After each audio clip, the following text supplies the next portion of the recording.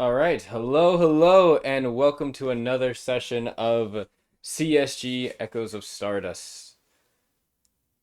I'm your host, Dragon, here, and we will begin momentarily with our recap and begin our session as usual. This is technically part 2 of the last, I believe, session 17. We cut that one a little bit short, just a little bit of fatigue in the group at the time. But we'll be going through the rest of it today, so no worries there. Real quick before I get into the recap, we'd like to thank all of everyone who is. Oh wait, one sec. I don't know why that music wasn't playing. Okay, now it is. There we go. Yes, real quick, I'd like to thank everyone who comes and watches our stuff, whether it be live on our Discord or in our recordings that are uploaded onto YouTube. So it helps us out a lot, of course, if people were to leave a like or comment, talk about what's happening in the sessions, questions and stuff about the system, or comments and things like that about what's happening in the story so far. I always love to see little bit of feedback and the like. So I just need to check one thing. Okay, that is working. Why is I'm on the wrong tab? Just have my notes. Okay, I'm gonna need that as my follow-through today. Okay. Well, let's get into things. In the last session, or I guess the last, I should say, previous part, the party had arrived into Qual'd and had begun to have a little bit more of a more tame day of kind of conversing over what's happened over the last week or so of their adventures here in Lapsus, as well as meeting some very, we'll say, important faces as it pertained to the consortium overall. In this case, that being Eric Burrows, the one of the main two leaders of the Lapis province here that they are currently in. The other one being Reinhardt, I believe, Caldera or Caldress. I might be wrong about the last name, but the Crimson Vanguard, as his title goes. Eric doesn't necessarily have any exasperated or exaggerated title, or at least not one many would call him from a regular glance. Just Council Member Eric, or Mr. Burrows, as some would say. He seems to be a quite well-spoken, rather calm, demeanored man, or a human man, who seems to have a pretty decent handle on magic, though the particular type of, or I should say, of magic and spiritual channeling, though the particular type of channeling is not exactly known yet, or at least hasn't been looked into. But besides that, he seems to be here helping with kind of the transferring of we'll say, leadership roles as Greyfang and Eobon, two previous important characters in the Qual'd area. Eobon being the main guard captain, and Greyfang being the kind of secondary mayor, or at least mayor of the Altel district, the kind of more rundown area, at least at the time, more rundown area of Qual'd. But now it seems that they are kind of both leading a kind of a rejuvenated and kind of new leaf among the Qual'd area, kind of changing a lot of things, as it were, about not just the way that things are done in Qual'd, as opposed in terms of like the divvying out of we'll say economics and things like, or certain economic things like wealth, we'll just say disparities, but also having kind of very much reshaped the guard detail in the way that policing is kind of done in the area, which is probably something that we'll get more into in this session that wasn't really talked about in the last session. But yes, Eric seemed to be here predominantly to help officiate them into a more authenticated or more proper leadership role here, as they've been kind of stand-ins at the time. Along with Eric, though, was a face that was somewhat surprising, at least to some, Hirata Keanu, sometimes called the Golden Boy of the Consortium, or the valiant tide of the consortium. He is a man of many different honorifics and many different and many accomplishments as it pertains to the consortium people and Tide Pack especially. A warrior hero from the time of the Rising War and Rising Era in general. It's been recognized many times, and now it sits as a leader, one of the two leaders of the Loei Loei Kai province. That is the province to the south west of where the Lapis province currently is. It is shaped like a seahorse, for those that see the map later.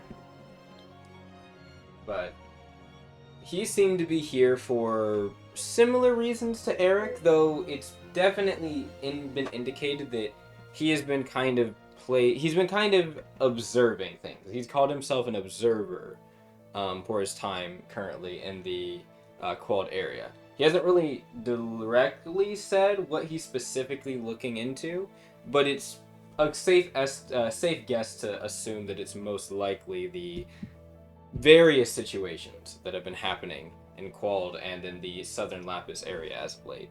But specific details on that, it's not exactly sure yet. He was quite, what's the word I'm looking for?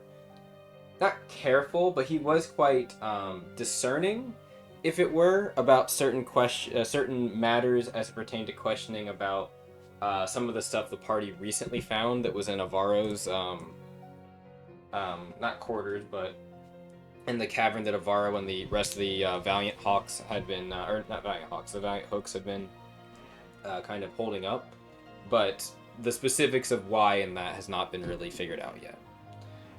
And it seems that Marliana at the time was quite apprehensive of meeting Hirata, though has not fully disclosed really as to why, though she has put out a couple of interesting little seedlings of things that some in the party might look into today, after alluding to some concerns she might have if Hirata were to find her or see her presence, or know of her presence in the area.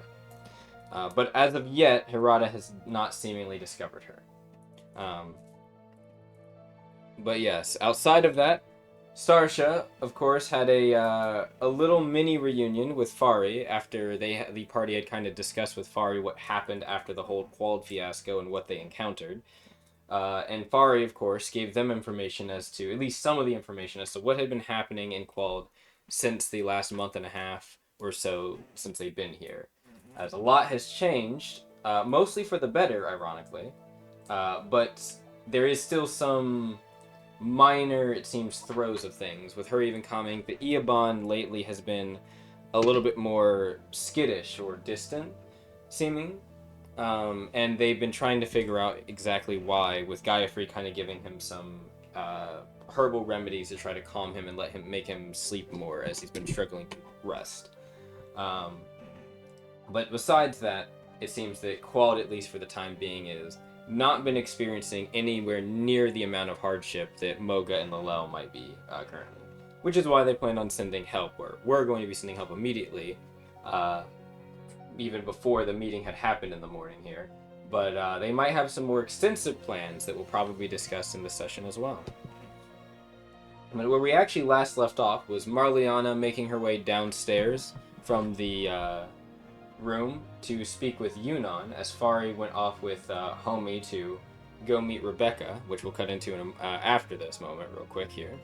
But yes, Marliana, you would very easily be able to make your way downstairs, where you would be able to see Yunnan is currently helping some of the other guild attendants. It seems like they're removing some old quests, and they've already been taken or probably have expired, and are replacing them with new ones. And he just seems to be kind of pointing, saying, there, take that one down, move that one around, put it low. We want to make sure that quests that are high priority are up. He hasn't seemed to, either he hasn't noticed your presence, Marliana, or he is not necessarily looking, or it's not something that he is really noting out of the bunch.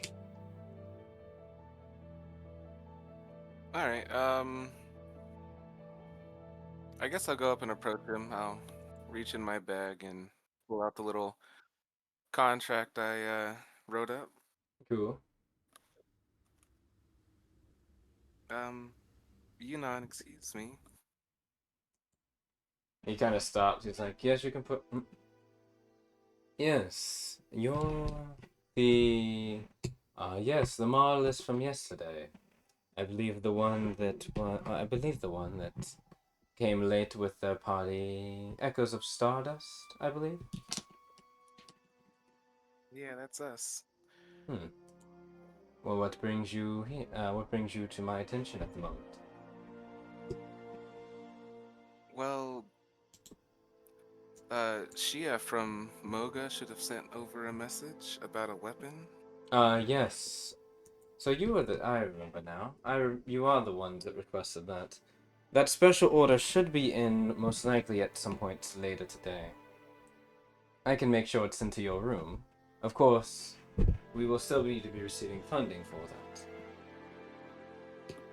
Well, that's another reason why I'm here, actually. Oh. He kind of turns and And now his I'll, full attention is facing. He's fully facing you with his full attention. okay, cool. I'll, hand him the contract. See, Hmm. the thing is, I can't quite afford the whole thing right now, at least Hmm. with my own funds. So I wrote this up to see if I could take the weapon now and gradually pay for it. Hmm. He looks over. He reads it over a little bit, and he kind of nod. Like you can see, he's like nodding as he reads it, or his ears are probably like kind of flicking back and forth as he reads it. Hmm. Hmm. This is quite well written. Hmm. I noted the bottom. Reduce cost and free repairs if the weapon is damaged. Hmm. Well, it was something I thought of when testing a weapon. There's a chance that it could get damaged in the field, and I wouldn't want to stop researching before I come to a conclusion. This just seems like it would help both of us with that. Hmm. Yes, that is a fair point. In that case, he kind of like motions. He's like, "Do you mind?" He's like holding the paper still. Go ahead. He nods. He will walk over like about 10 feet over behind the one of the attendant tables. You'll see him reach under the table, pull out a note. Well, not a notebook, but like a medium-sized book. Puts on the table and flips it open, starts flipping through some pages. Hmm. You can see it looks like it's an inventory log. It's still on order. Yes. He pulls out a pen, and then he pulls out a blank sheet of paper, and he kind of says, or not blank sheet of paper, it looks to be a something you could recognize. Looks to be like some type of guild contract. Hmm. So, in terms of the main points, you would be providing us 10% of which you are claiming not claiming, you are suggesting that you will offer 10% of the current amount of the total for the item. And then every week you will pay 10%. At least 10%. Ah, fair, fair. Paid at any guild hall makes sense. Mm-hmm. Where these notes? I see. If you would like, we can take it out of your guild team's income from per quest. I'd really prefer if it was just coming out of my own portion of those quests. He kind of tilts his head a little bit, and he kind of says, "Is this not a request for your team entirely, or a contract for your team entirely?" Well, it's just really coming from me. Intriguing. It is quite an unorthodox request. Normally, people that would make these type of contracts would do so with the understanding that it was more for a team effort. But I can rewrite parts of the contract to make sure that that is the case. You can see he puts the previous guild contract away, and he pulls out another one that seems a little bit more blank in some areas, and he starts to write down like some more specific specifications. Only for the person, guild team Echoes of Stardust. He kind of looks over, and yes, on record your name. Ah, yes, Maliana. He kind of writes it down.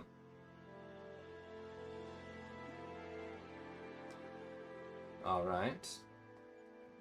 How kind of says, I have a request. Kind of says, however, considering the nature of this, there is a suggestion that I would posit for the guild. You must be able to pay at least 30% now. I imagine that's fine. I don't know exactly how much this costs, but He will pull it up for you. It is the glaive, correct? 225 gold. it's less than I was less than I remembered thinking before. I think it was like That's 225, cool. or I think I might have said 325 last time. I remember it being in the 300s. That's all It might I have been remember. 325. I might have just get. No, it says 225 on the thing. It was a while ago before you started updating weapons. Yeah, it probably was the unupdated. So yes, 225 right now. Yeah, that works for me. 30% of that. Mm-hmm. And it About says, 68 gold. if you Yeah. are to miss a payment, we will. I kind of looks over. We will charge a 5% increase. That seems reasonable. I And if hadn't even you considered missing a payment. if you miss all of the payment, or if you miss a payment for more than 3 weeks, then we will consider the contract void.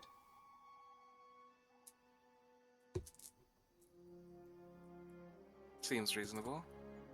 She's writing this down Yes. in her little journal. Being paid at any guild hall seems most efficient. That seems fine. If the weapon is damaged while reviewing the weapon, reduce. Okay. We will offer reduced costs for repairs.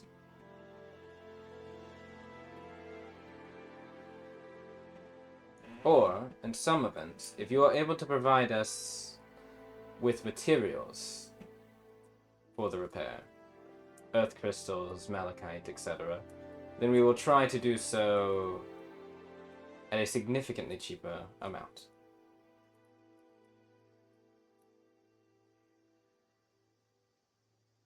Okay.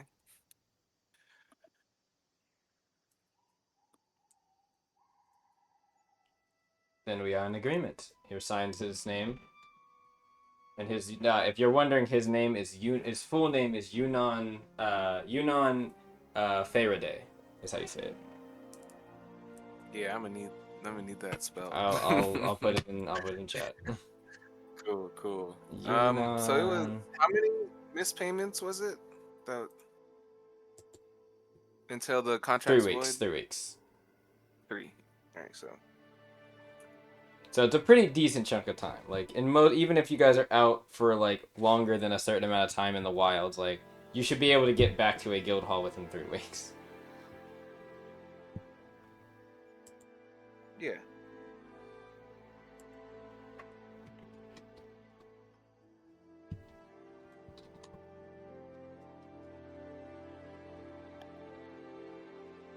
Oh, I put it in the whatever. I put it in the story DF story discussions chat on accident.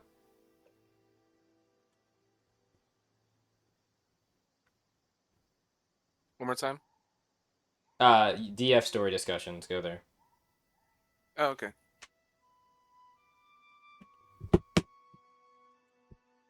Well, thanks for the help.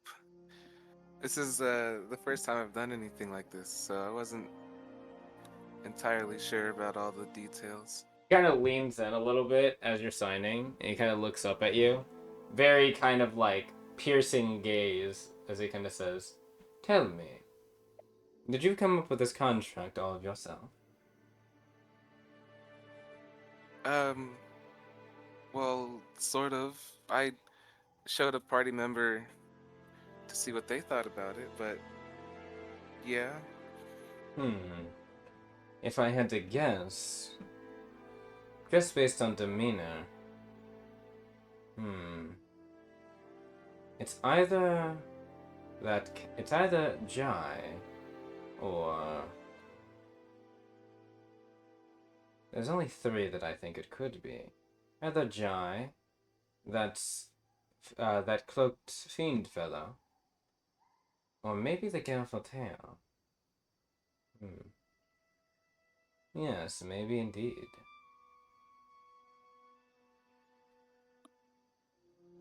Kind of had the Hmm. finger held to his lip, kind of like leaning off of his mouth like his pointer finger, kind of thinking. Well, in either case, the contract, after you've signed it, he will put it into the book. It's folded in, basically. The contract has been signed.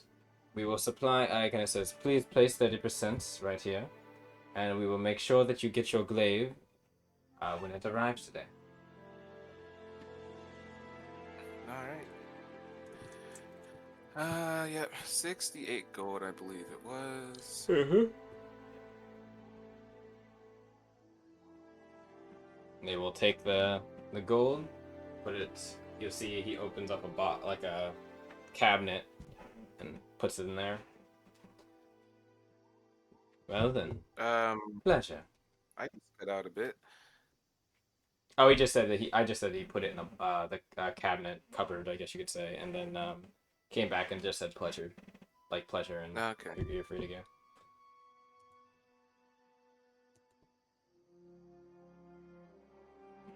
Hmm. All right. Well, then after that, You're heading off to find Belt, Jai, and Karina.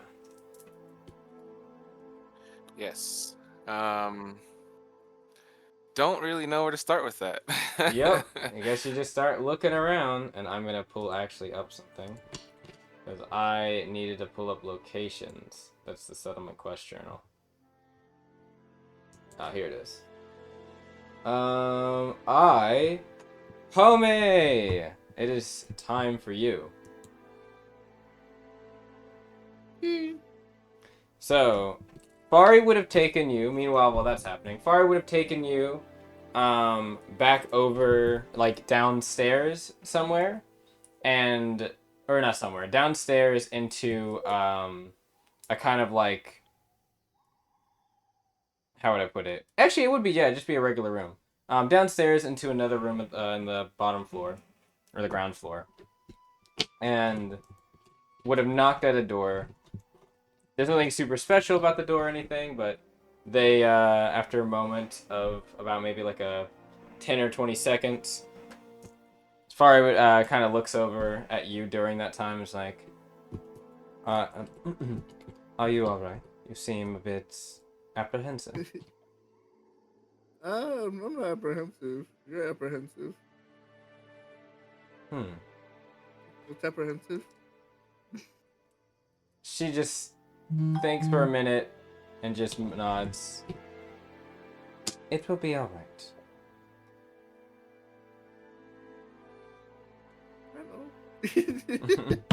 As she says that, the door you can see jostles, and then walking, kind of like stepping out of the door slightly, leaning out, you can see what looks to be, well, actually, wouldn't be what looks to be, you recognize them. The familiar fair skinned features, and I think she has green eyes, if I remember correctly. Or was it blue? I think it was green. Yeah, Yeah. green, bright green eyes. or bright, we'll say bright with a sea green, with a. You can actually you'd actually probably see it, because it'd be noticeable considering this wasn't there last time. There is a very tight, well, not tightly, but a very thick, singular braided strip of hair that kind of sags and kind of wafts out of the door back and forth as the head moves forward.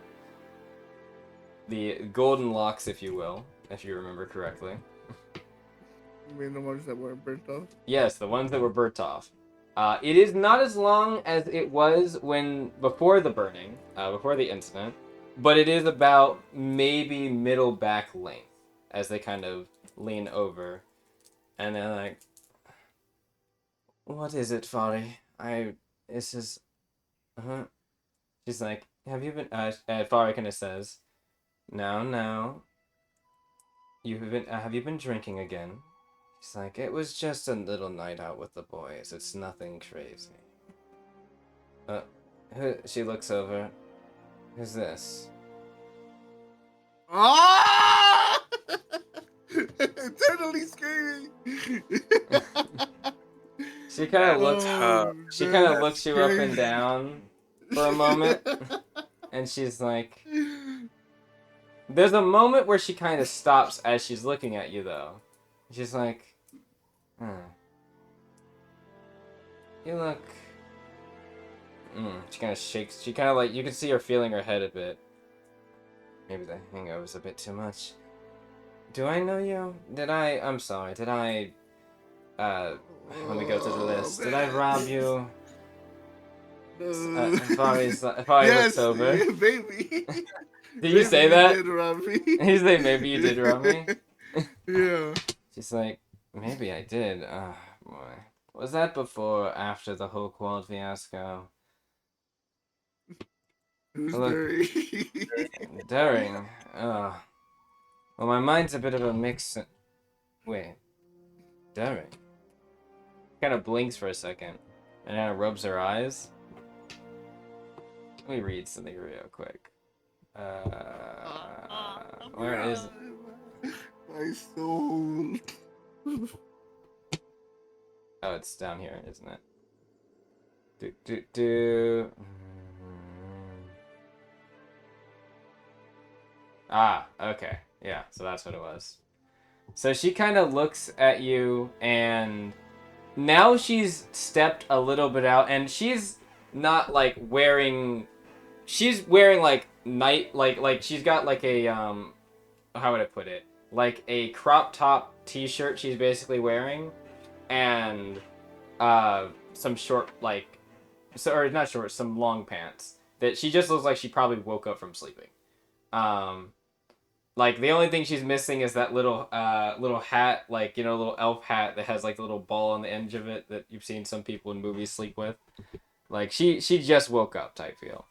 And after she kind of leans out a little bit more and takes a bit more like of a glance of you up and down, she's like, wait, but you said during Qual'd? My mind's been fuzzy about things that happened during then. You'll have to remind me. Right, you said robbed you. She looks over at Fari, you didn't bring someone here. You know that we haven't robbed anyone since then, and we are turning a new leaf. If...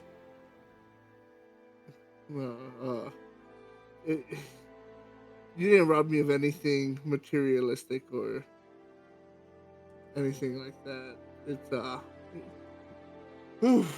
if I've had a wallet right now, just give it to you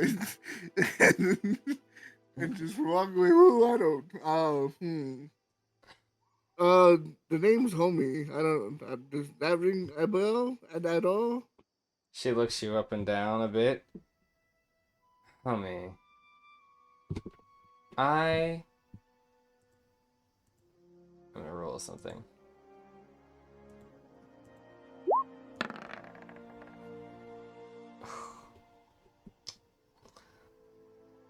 The name I think sounds familiar, but I also don't Isn't that what you usually just call someone that you know well? Yeah. I'm everyone's homie. She kind of crossed. Now she's out of the door and she's like leaning on the wall, kind of crossing her arms, looking you up and down.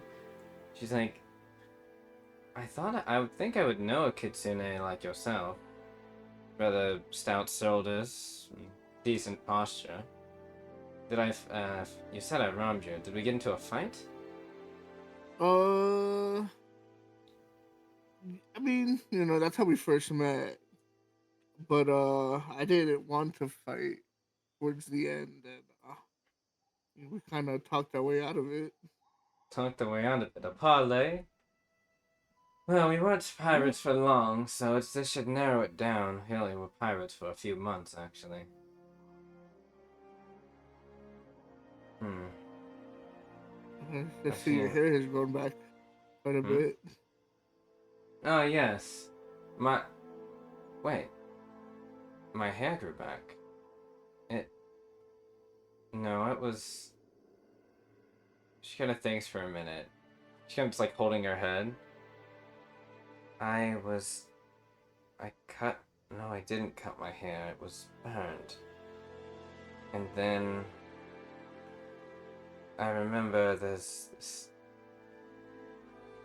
bright, I don't want you to hurt your pleasant brain. light You're gonna have to remember too hard. fighting. Oh my god.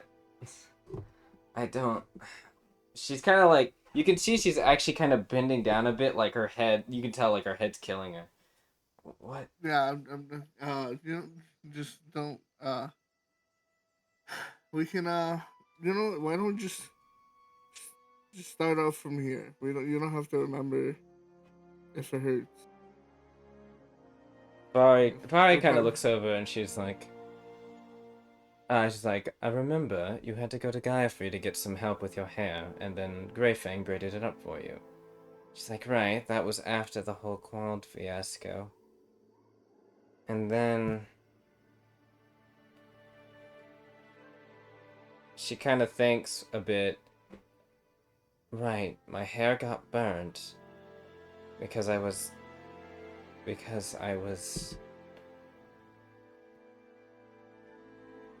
She kind of stops and looks at you again. And she just, like... She kind of puts her hand, like, reaching a little bit towards you. Like, I'd say she probably reaches her hand a little bit towards, like, your chest. I don't keep my wallet there. And he's like, your homie, you said, right? The one and only. And then she stops when you say that. The one and only.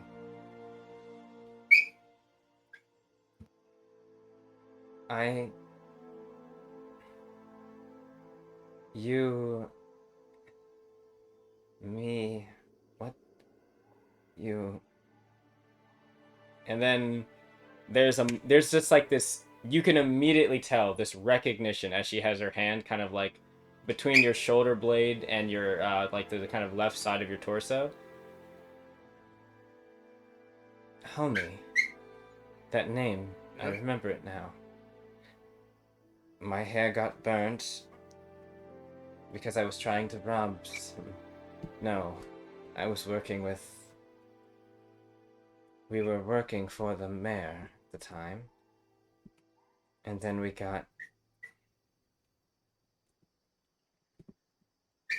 And then she stops. Looks at you one more time, and she's like... You left, though. What? You... That sounds even worse. Oh, God. Wait. That wasn't a dream? I mean, We were it could have drinking been at the a- bar. At over at Greyfang's. You told me about your father and your time back in Gara.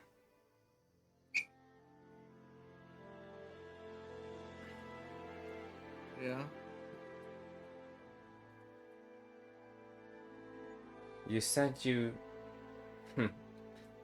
She kind of smiles a little bit and looks at you and says, "You told me that you were gonna take me on a date, didn't you?" Pretty sure we went on a date, right? You said a real one after all of this. Oh, well, yeah. Well, I, that was me when I realized it was a simulation, but then I wasn't sure if A simulation? it's a long story, but I didn't know. I was wishing that everything would be real, but It's. when I said we would go on a real date, I guess this is technically what I meant, where reality is here and not.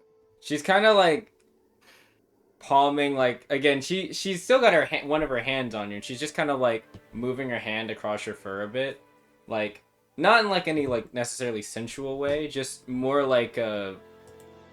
You get this feeling like she's almost leaning on to you with this arm, like she's propping herself up, a little bit, and she's like, I remember it was like a dream. I remember everything's fuzzy for me, or for us. We remember working for the mayor, and then we met some people. We got in a fight with them, and then I lost my hair, and before I was going to be brought down, and I think before I was going to drown, you rescued me. Yeah, I guess you could call it a dream, in a sense, because I mean, I guess in Well, all intents purposes, you are the woman of my dreams. there's that corniness. I remember that. She kind of smiles a bit. But I remember now. Homie Jones.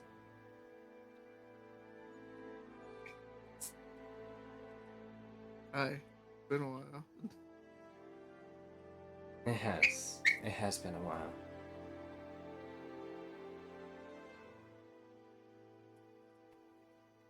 She's just kind of, like, she's not really saying much. She's just kind of looking at you. Ah, right. You're not ghosted. Fari, you actually don't notice Fari at the moment. Like, What about Fari? you don't see her.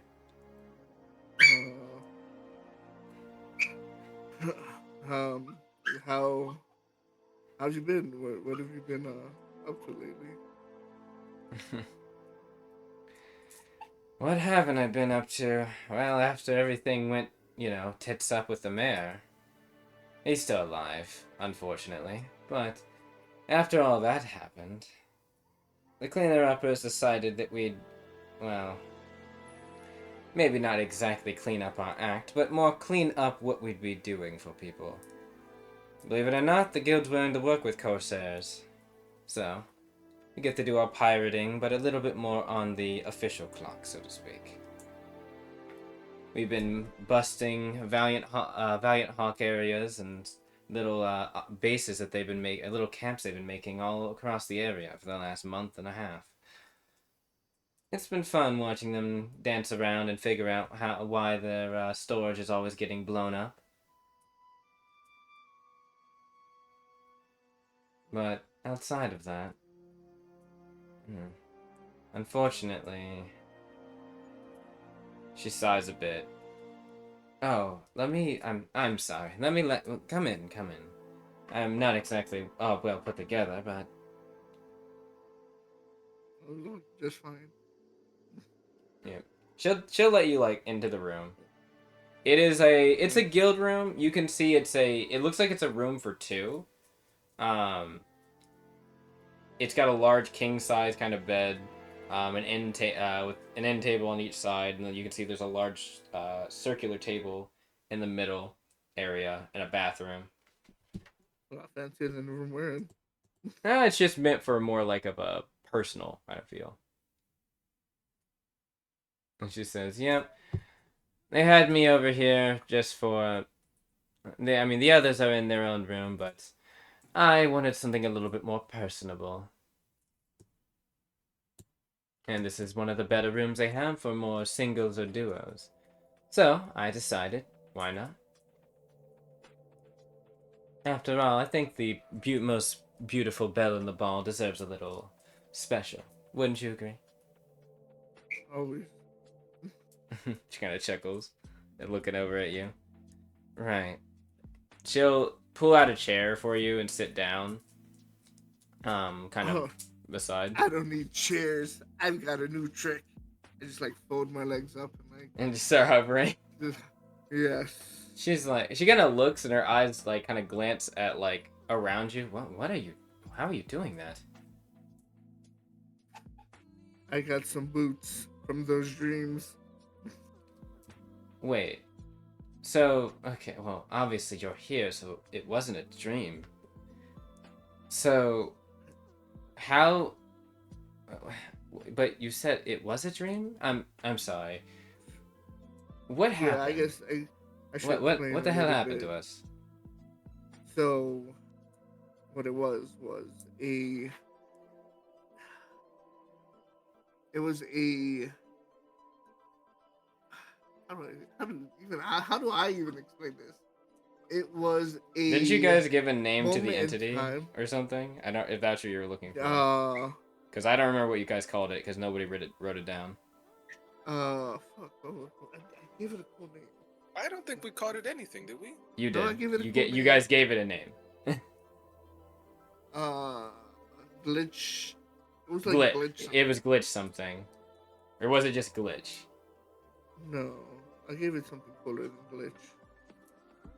Glitch was part of it. I do remember that. Hmm. You know, that does kind of sound familiar. It'll be in the VOD. We It have to is go in the back. VOD. I just Glitch haven't. X. What'd you We say? called it. I just searched my notes. It's called Glitch X. Glitch X. That was it. Yes. There we go. All we forgot was the X. That's it. What you were saying? Sorry, I thought that's what you were trying to get to. No, because I don't. Was it a parallel world or was it just like a computer simulated world that we happen to just override with the reality?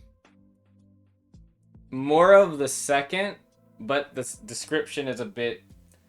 It hasn't. I don't know how well it was explained to you all, but you would be correct in assuming it was a simulation closer to like a computer or digital simulation where something went very very wrong, probably due to mainly due to glitch X, that caused it to actually start transposing on reality. A thing that shouldn't have been possible is the thing. But the events in Qual'd, were those also Yes. simulated, or was that just something that was happening currently So the that we simulated? simulation was playing out what was going to probably happen based on like information that it had. I see. So it was Like it was predictive. like a prediction, if you will. However, I see. the prediction, because of the transfer thing that happened, ended up actually just being put on reality. Alright. However, parts of it had gaps and corruption based on remember what happened. So they had to remove certain things before because they couldn't stop the process from happening. So all they could do is kind of cut certain things to try to keep any type of weird like tears in reality happening. Hopefully, one of the big I ones guess was memory. It was related to memory. I'll start to explain that it was a computer simulated world based off a prediction. Is that like one of those fancy terminal things I've heard about in those architectian places? Yeah, probably. Yeah. Okay. So I And was in a simulation. yeah, well, part of you, I guess, your memory was, Okay. and well, there was a well, there was an entity, a monster that happened to appear every now and then that kind of messed with the system that ended up making the simulation real, or at least parts of it. Okay, stop me here, because this is way past my technological knowledge here. Did you say that a thing made something in another thing happen that didn't happen? Pretty much. Okay, just making sure I'm following. Continue. Yep. Okay. She's like And massaging her temples. we knew that certain things would transfer over. We weren't sure exactly what. So there was a chance that the the effects we the outcome that happened was gonna come true, but whether it was remembered exactly how it happened was 50-50. So Which is that's why I why, didn't remember you immediately. yeah, exactly everything. Huh. I wonder if Fari, Greyfang, and the others remember. Well, either Some case. remember more than we expected. I wonder why. Well, in either case, I remember you now. She kind of puts her hand over yours a little bit. And I'm happy about that. Right, so I'm sure you want to know what happened while you were gone. Well, in all honesty, it seems though. Well, we have been dealing with most of the Valiant Hawks and pirates all around. They've been scrounging, trying to. What is it? I hear that they have a new leader that just managed to kind of culminate them all together. What was his name? Avaro or something? I heard we were going to try to do something about him recently, but no word yet. At least not from last night, or at least not before last night. But outside of Avaro, we've been helping out deal with things, and well, we lost our ship.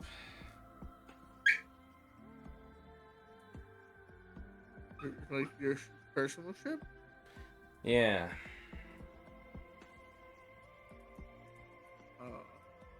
I don't. I mean, they like robbed or I don't know how one loses a ship. That's She like, relinquishes her hand, and she just kind of like puts like her palm on the table, and she's like, "Because those bastards ambushed us when we were in the strait, catching them. We got ambushed on both sides, and we had to abandon ship. Honestly, if it hadn't been for Greyfang and looking out for us and having some people follow us up the channel, honestly, I'd probably be dead with the rest of with some of the others."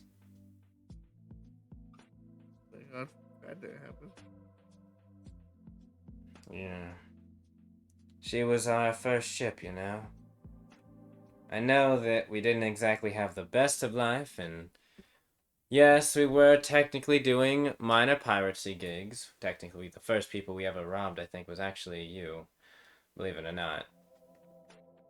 Well, failed, but yeah. Was it?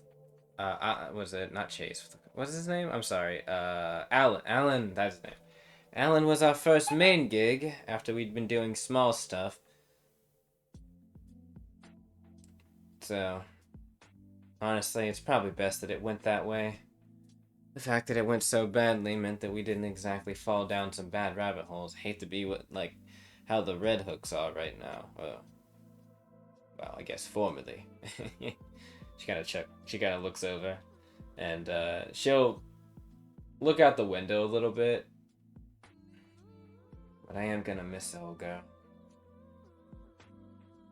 Did they take it or did they destroy it? Mhm. She's destroyed, scuttled.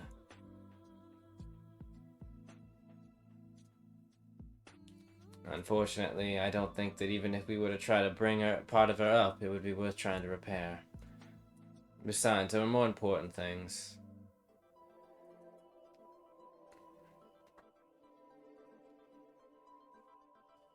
Hmm.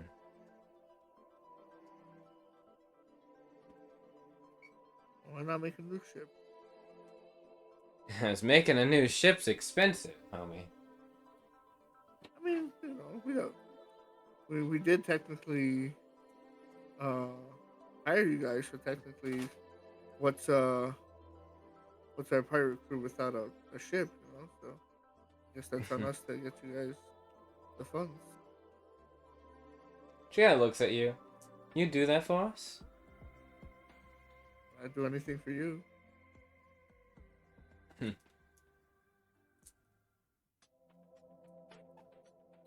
Well, you know I'm not an easy one to please, homie. And I'm not one to give up. Well, let's talk about it over some lunch, shall we? She looks down. Look a bit of a hot mess right now. Let me get myself together and we can head out somewhere. Alright. I can fill you in on some more things that could happen. And maybe tell you about some wish list of things I'd like to see on a vessel. New one of ours. I'll get the paper ready. I know you do. She kind of gives you a wink, and then she walks to the bathroom. She'll grab some clothes and walk over to the bathroom. Options for your eatery. This doesn't really do much. It's just where do you want to eat, and I can tell you how much it'll probably cost. There is three major options she mentioned. A sandwich shop, which recently opened a few weeks ago. Yes, I know. A dessert delight area, which has a long-held reputation in town, and also a ferry that's kind of a luncheon and diner, which takes people on tours across the river, and has some nice food as an addition. This is actually, she would, if you ask her, well, she would clarify as well about the ferry. It takes, well, it would pass the area where their ship got destroyed, but the reason why is because that was actually the mission that allowed that to happen.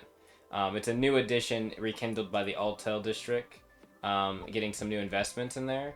Some of the beastkin and locals have been that are more accustomed to the area have been taking people on the tours, and they had to clear out the pirates and stuff that were still all around the area to actually do it. So yeah, it's up to you. Which of the three you'd like?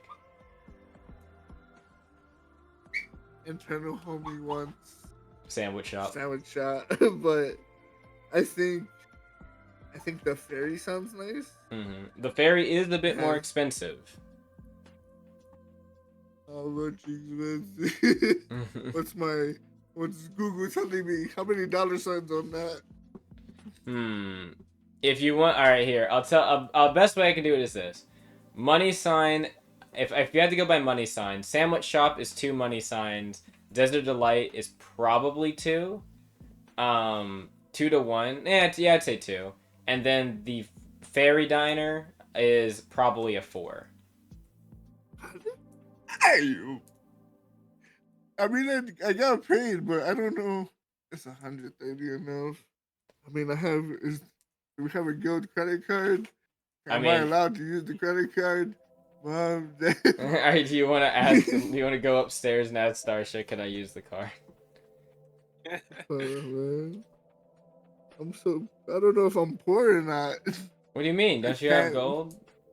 Yeah, but I can't fathom, I can't put it into comparison. I don't know what's an average pay. Sandwiches are you're not crazy. You're talking silver for sandwiches. You're probably talking very low. I said I was gonna say moderate gold. All right, sandwiches. You're talking silver. Yeah, silver pieces, probably in the 5s to 8s, depending on how good the sandwich is. And for the ferry diner, you're probably talking gold in terms of the 7s to, or not 7s, probably the 12s to 20. Yeah, you should be fine as long as you're not getting meals with effects. Yeah, these aren't meals with effects. Well, they can be, but these, I assume you're not getting meals with effects. You're just getting a nice meal. Ferry it is then. All right. Okay. I think I'll have to be. If we have a card, I'll have it on hand just in case. But I don't think I'll need it. We'll go with 36 gold for your diner. That's fine. Man, All it's right. just like real life. I gotta check my wallet. All right.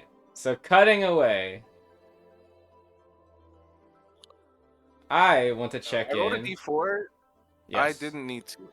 I didn't look at the full table for the mining. Oh, for mining. It stops Okay. at plus 12 above your DC. Oh, did you already hit above the DC by Yeah, I plus rolled a 12? 19. Yeah, I got a Oh, 25. yeah, For then. something that has a DC of 11, Yeah, I'm chilling. you're fine. Was it, wait, is it 11 or 13 for iron? I can't remember. I have it pulled up. I thought it was Also, 11. you spent extra time, so it's technical. Did you add the plus for spending the extra time, or did you confirm? I didn't add the plus, no. Oh, it is 13. And then I would have had a plus. Isn't it 1? just plus 1? Yeah. Yeah. So 26. I mean, that's still higher than plus 12 of the thing. So Yeah, in that case, then. So, how many iron ore are you getting? it's just 6, it looks like. 6? Okay. Right, because you don't have the ability to get choose another thing. So, unfortunate. Because that was a good roll. Mm-hmm. Would have liked that mithril. I might have gotten. Yeah, Like, you would have gotten like probably I would 2, have gotten a right? few pieces. Like 2 or 3? Because I think it's an 18 DC. I have it pulled up. It I is a might as well 20 check. DC. I'm checking. I'm 20? looking. Yeah, at least 2 pieces. Oh yeah, definitely would have got 2. I would have got 3 if I actually used my human die, but Yeah. I would have used my human die for sure with the Yeah, if it was mithril. mithril, yeah. But hey, that's all right. At least you know you're good at mining. This is happening afterwards. But I do want to check in with someone real I quick. just wanted to roll and say that I Oh, no, you're fine. did that. It makes it easier for later. Magellan.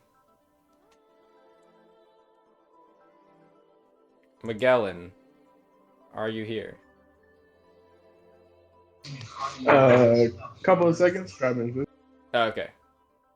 I'll give you a moment to get ready then. Yeah. Outside of that, actually, we're gonna cut over to probably Jai and probably be Jai first, because Marliana will pop in for like 2 seconds, I imagine. But Jai, I need you to roll me an inspection. Okay.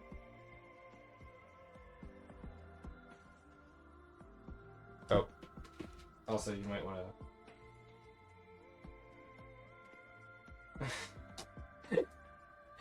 All right.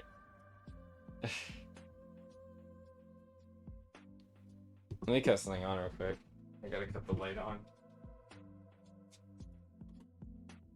Okay, never mind. No, it's fine. Alright. Jai is rolling an inspection. Marliana, I also would like you to roll an inspection. Oh, cool.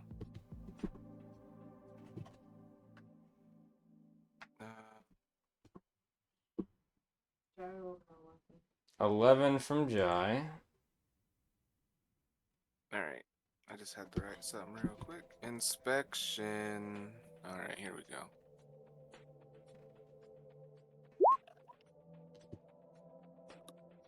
Could have been better. Could have been better. Damn, both of y'all.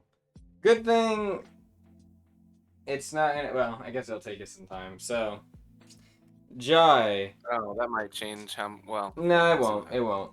You're fine. Jai just will ironically get there after you because of things. So, Marliana, as you're going through the checks districts, because I totally pulled it up and then totally didn't remove the thing I was looking at. Because I am ever so smart. There it is, Qual'd. Alright, I was looking for the districts. Not that. Districts. Where are the districts? I think, yeah, the Titan. So yeah, they are still actually in the Titan district, so from what I remember.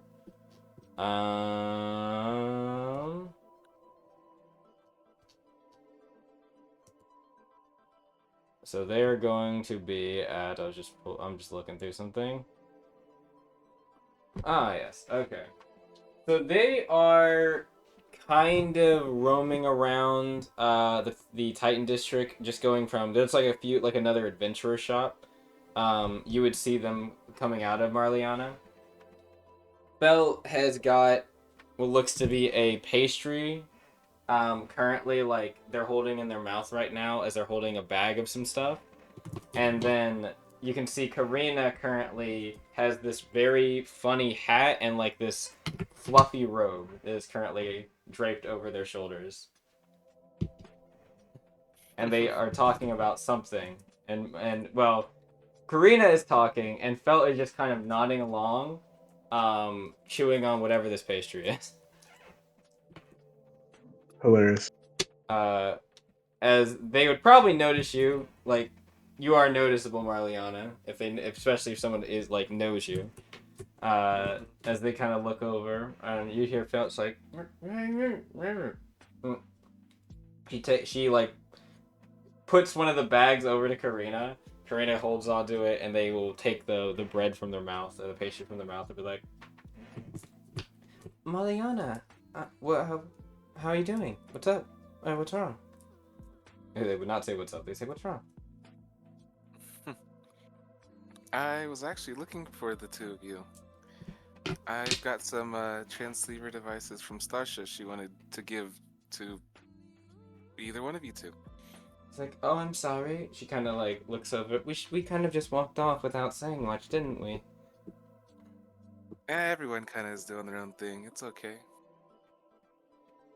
She'll take the transceiver. She's like, I think we've had these in Gara before. You can see she kind of like picks it up, places it in her ear, kind of presses a few buttons. My father taught me how to calibrate these a little bit.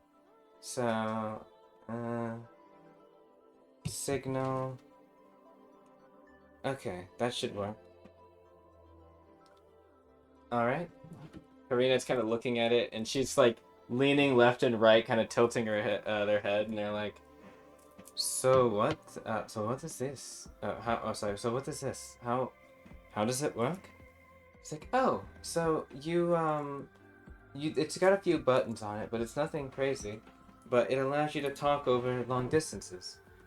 It's like, and there's no magic? She's like, no, not exactly. It uses a signal and, something about towers. And she kind of thinks, piggybacking, I believe? Karina kind of thinks, she's like, piggybacking? Like jumping on top of something? It's like, not exactly, but kind of the concept of, I think like riding on something? It's like, so the device rides on something? She's like, yes. Mariana's just in the like watching the two of them go back and forth and just smiling really because like not only have we used these before, but I think Marliana would know Yeah, like a little more than what it seems Felt does. I also wouldn't mind rolling like a technology or yeah, something. you can roll knowledge psychological if you'd like. Know more about. But it is hilarious to see Felt try to explain because I think she understands. Yeah, she just doesn't have the like. She probably has a lot of the terms in her brain, but she doesn't know how to put them together to explain to a layman. You know what I mean?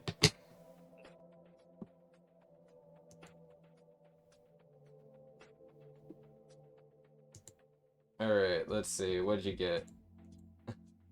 Yeah, I'd say reasonably with a 16, you are reasonably aware of how transceiver devices, at least in their more core functions, work.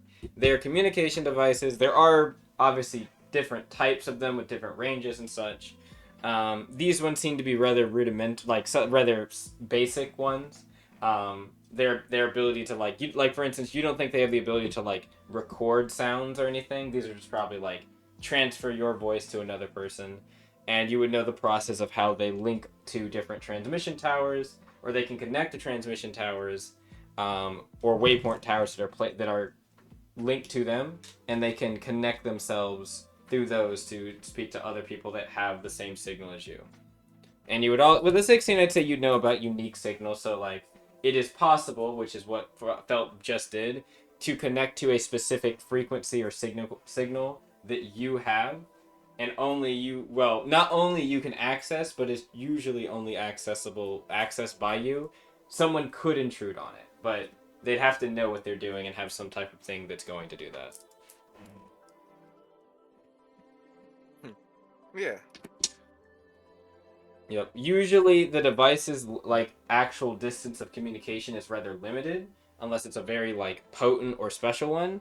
But the reason they can communicate over distances, and you've heard of them like communicating over like provinces and regions even in terms of distance, it all depends on the waypoint towers and how many they're able to connect to. So like you would know that if there was one here and one in Citiver or one in Tel Rodo and then one in Credea, you could probably communicate between Credea and here, provided there was a tower strong enough between all of those locations to piggyback off of each of them. So, you know.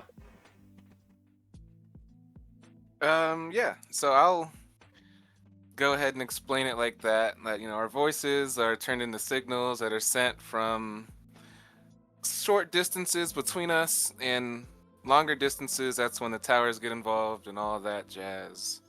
Some can record. I think some can produce images. Yes, I those are think I've heard visualizer that. stuff. Those are visualizer devices, not transceiver devices. But they work functionally the same way. Yeah, similar devices. Yes, they just have Yeah, auditory and visual. Correct. yeah. She will go ahead and explain all of that. Karina kind of nods along. Yeah. Yeah, mostly Felt does seem to already know like a lot of this, but she just kind of nods with Karina. Karina's like, okay, so they're not riding in the sense of like an animal. They're linking. I think I get that. Yeah. Okay. So, so if we wanted to link, so are we able to communicate with each other here?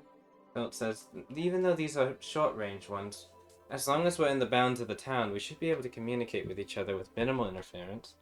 But if we go underground or something, we might exhibit some issues. It's like, underground? It's like, yeah, well, the signals can get blocked out by physical things. For instance, dense metals, things like concrete, well, a lot of dirt. So if you go underground, a lot of dirt and rock. It's like, So wouldn't the best thing to be would be high up in the air? She's like, well, yes, but not all of us can fly, for one, and two, it also, well, there are obstructions you can experience in the air. She's like, but you said it has to be something, you described something physical, though. It's like, well, yes, but certain things can, like cloud cover and other things, disrupt the signal, especially if there's a storm. It's like, like electricity? She's like, yeah, exactly. Tina thinks. But we don't have to worry about that now. As she looks up, it's not raining and storming. She's like, oh, right. Okay, I think I get it. I think I do. And Phil just kind of claps her hands like, perfect.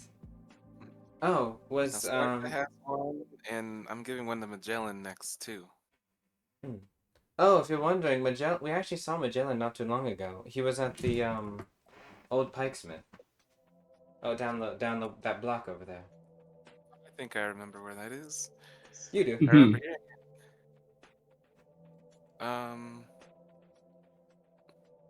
Well, as much as I want to keep hanging, and looks like you found some good snacks, there's something I have to take care of too. So I'll leave you to it. Karina looks over and she's like, "Oh, and tell homie I want to mess around with his robe a bit. We can't be going around having the things having a." She kind of leans in, a little bit too close and a little bit too loud whisper. We can't have that thing having an Alta symbol on it. I'll let him know if I see him first. I like your new little outfit. It looks like a makeshift kind of wizard costume. You don't think it's a real like it looks like a cosplay wizard outfit, not an actual wizard's robe. Yeah, yeah. Which probably implies that it's cheap and not exactly has any of the special properties that like a caster's robe would. That's okay. But she's like, I'm using it as a test for some things. I wanted to see how it functions and works. So I can, this is just, I mean, basically it's just a toy, but I just wanted to get a good vibe for how these work and look. There's so many different attires I've never really seen. I felt we should go over to the clothing store next. I want to see more stuff. And it's like, okay. It's just like, well, we'll see you later. He says, well, actually, would she say that?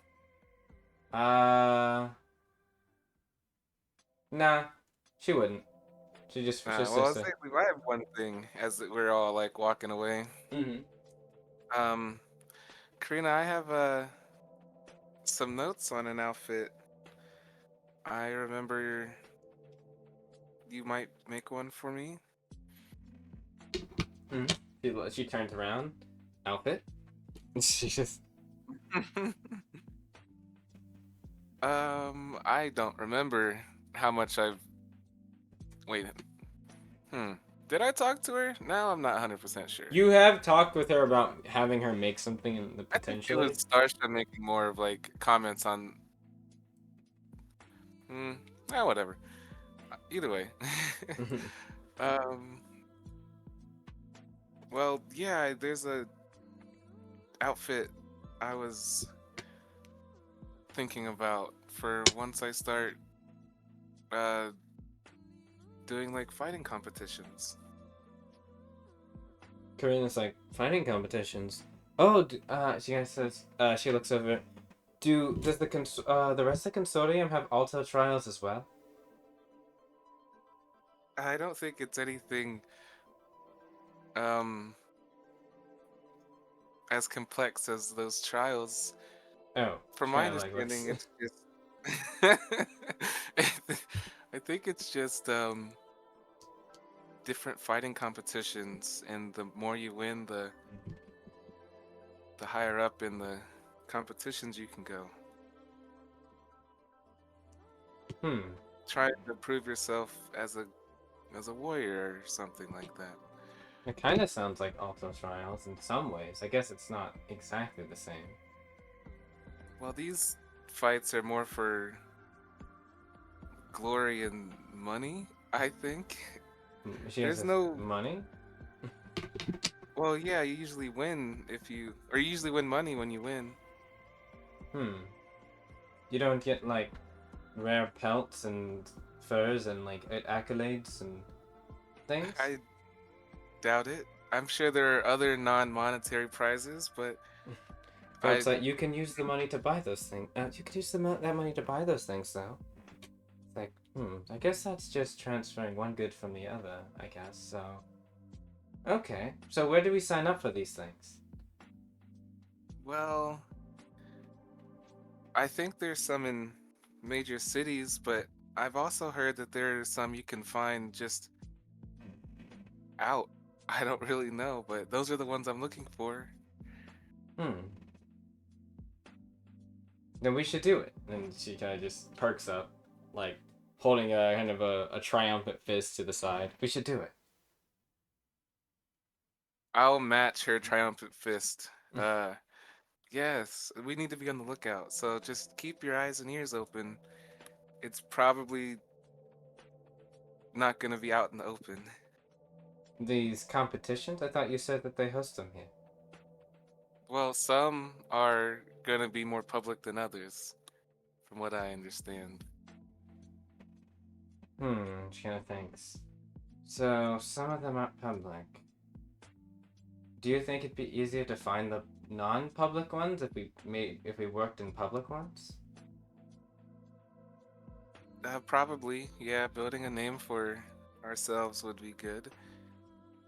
But some of those bigger events don't happen all the time.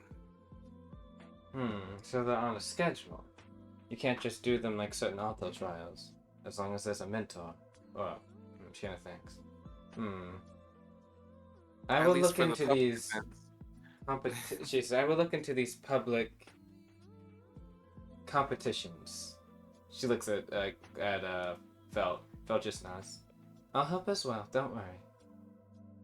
And I can also explain more about what I think Marliana's talking about.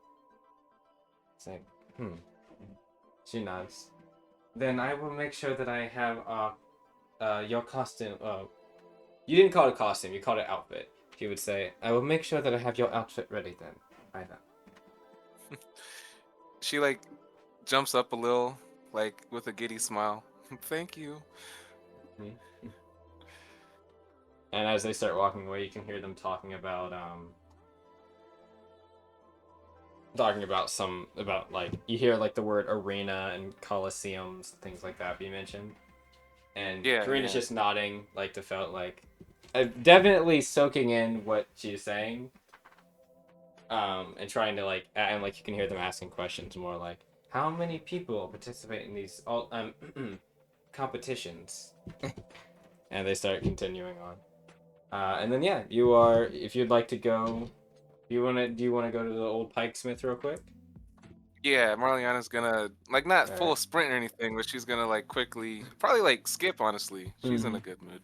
Skip to the old Pikesmith. So Magellan, you are currently in the old Pikesmith. The morning you've been kind of going for like a little jog, get your legs stretched and things like that. And one of the things that you figured you'd look at, especially with some of the new money you guys have gotten, and this new armor that you got as well, is kind of get a little bit of an evaluation from someone that is a armor smith that you know, or that you know is in the town. Any specialities about the armor, maybe even where it's potentially from. And then also if there's some modifications that could be made potentially to fit your body's contour a bit more. And by that I mean adjustable a little bit, because it is consortium wear. So, well, it's not the most difficult thing for you to wear at the moment. As much as you like to change, you might want it to be a little bit, adjustable in the torso, the waist, the groin, the shoulders and things like that. Just a little bit, you might grow some horns or scales, and you don't want to be too uncomfortable wearing this stuff. So True. We need to get him a flexible like the Hulk shorts, Hulk yes, pants. we need to get him the However they Hulk. Yeah. survive, we need to get him that too.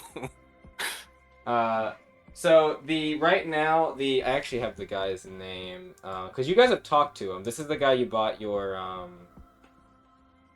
Yes, this is the guy you actually bought the your revolver originally from when you were in Qual'd, and Starsha brought her 2 sidearms.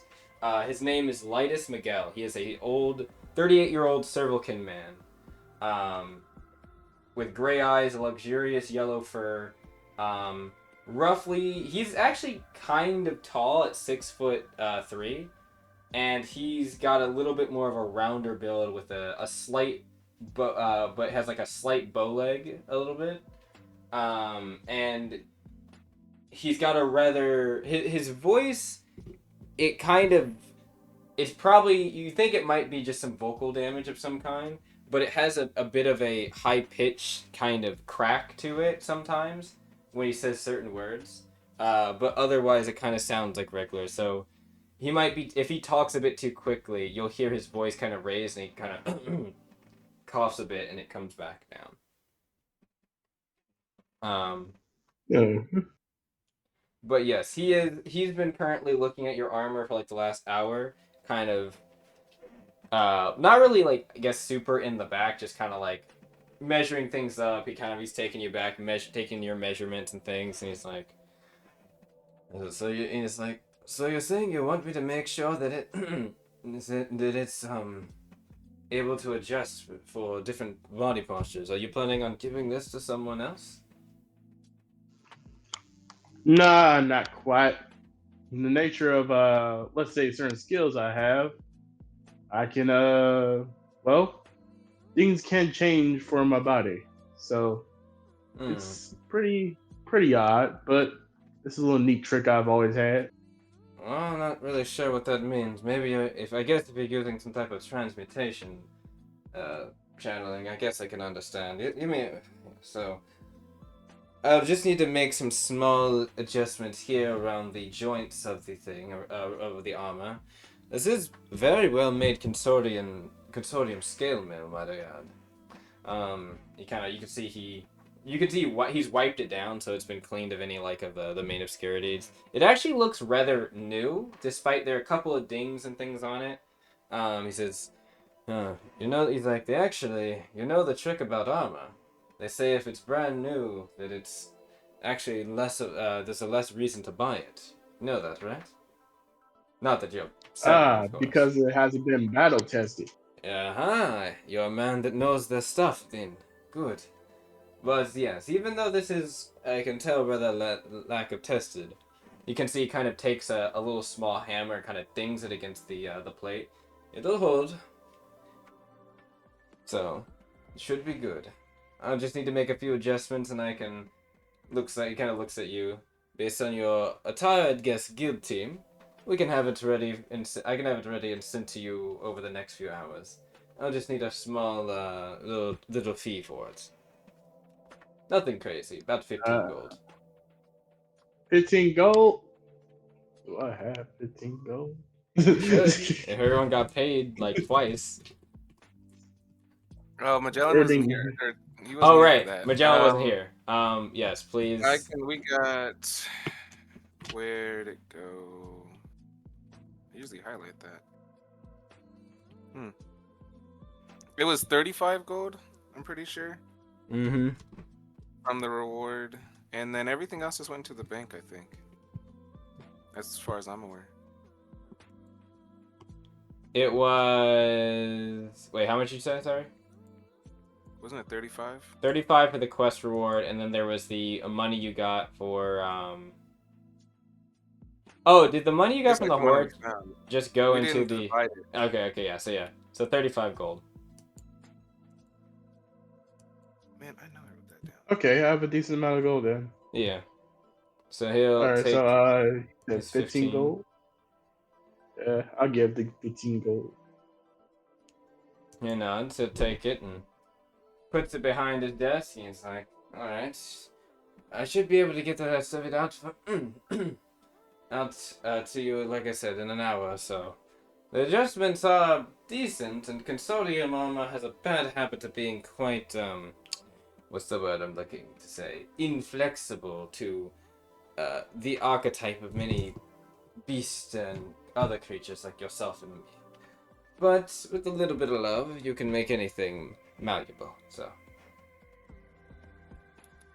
Indeed. Oh, and as that happens, the door opens. It's like, oh, yes, you can come in. Feel free to browse. As Liana, you walk in. Magellan, I heard you were in here. You heard right. Him right ahead.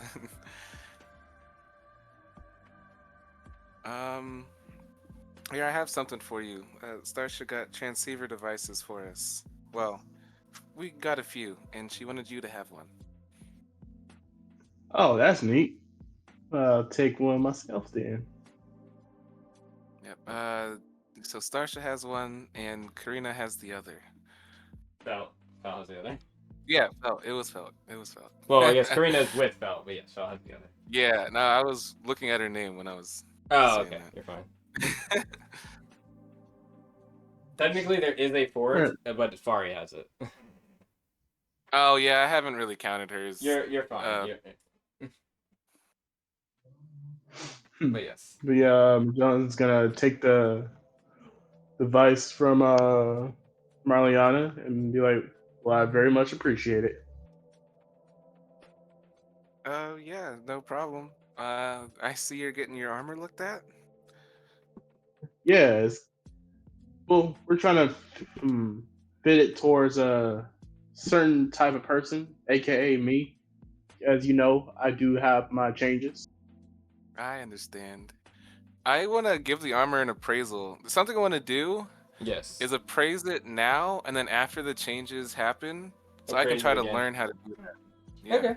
Roll me an appraisal.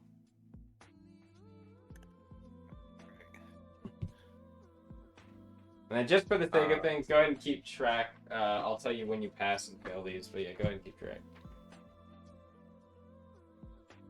Right, it is just +4. Whatever. Let's see what you got. My mouse is being dumb. Got a 16. That's good. That's decent You know what? enough. Yeah, it is good enough. 16's fine. Yeah. You think it would take you time to learn this craft, but you actually think you could do it like decently well. One of the big things is, and I think you would, it's not necessary, you'd probably want to look at the alto armor a little bit more to see this distinguishing difference, like a bit more like directly, but you can actually tell just from a glance. This armor is very malleable to like the contour of non-humanoids, or moreover, humanoids of a more beast-inclined, fiendish, or like larger physique, or not even unorthodox physique.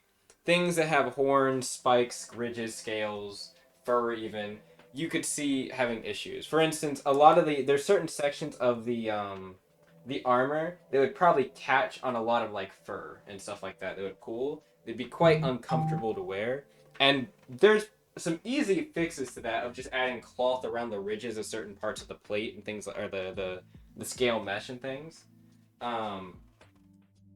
But it just is, for some reason, not really seeming to be a thought much, you feel, when you look at this armor. And you can see there's already been, like, the armor has been slightly unfurled and kind of unbuckled in sections, so it's actually not all together. Like, the shoulder pads have been kind of, like, removed off of it a bit. Probably to add that padding that was being mentioned before. But you think that, like, you could, if you studied this for some time, you could reasonably change most, or at least some armor like this, to be a bit more adjustable or malleable to different types of creatures. Cool. So I know you're coming here to get your armor changed, but hopefully in the near future, if you ever have any other armor, I should be able to do this. Dang, I just realized I'm taking away this guy's business right in front of him. But I Oh, he stepped away yeah, for a second, but yeah, he can hear you, I guess. I mean, I wouldn't have even given it a second thought. Me as a player does, but Marliana wouldn't have held back and saying, "Yeah, I can do this for you next time once I learn how." Well, anyways, I forgot to tell Karina and Felt about when we're meeting up. Magellan, we're supposed to meet up at 6 o'clock back at the guild hall. Can you tell Felt that through the transceiver device? I forgot to tell her. Oh, okay. I can do that real quick, right? Yeah, I probably would have noticed what frequency she put it Yes, to. I was you trying to would've. pay attention. Yes, you could easily do that. Then yeah, I'll go ahead and tell him. Yep. All right. You calibrate it. Let's see. Let's go.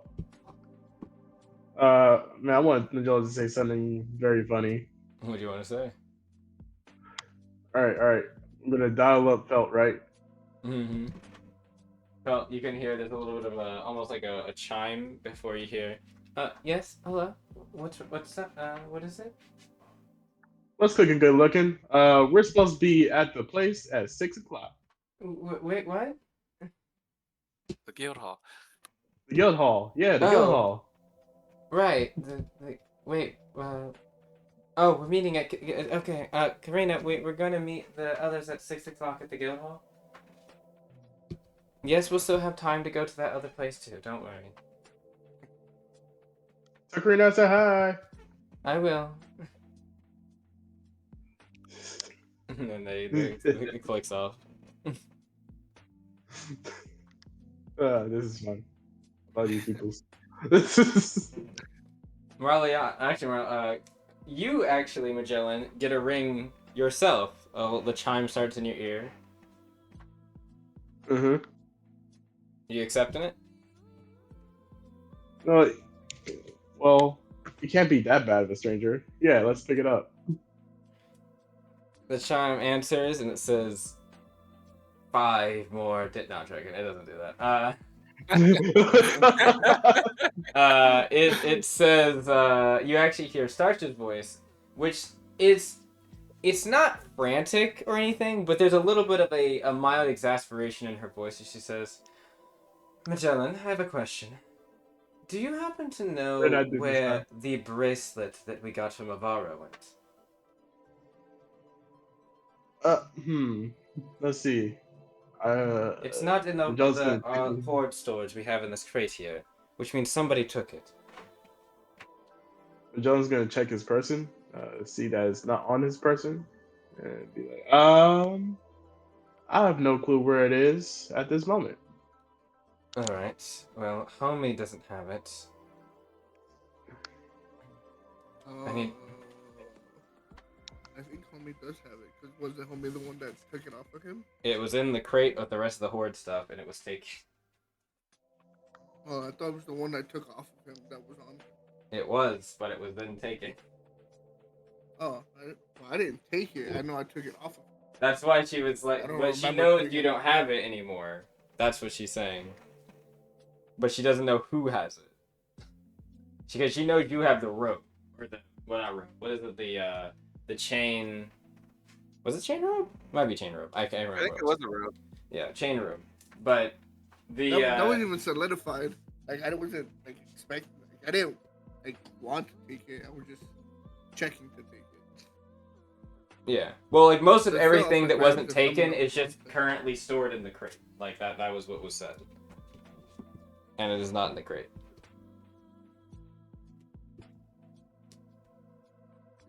And she would like to know where it is for multiple reasons. Not because she wants to use it, but because she'll get into it later.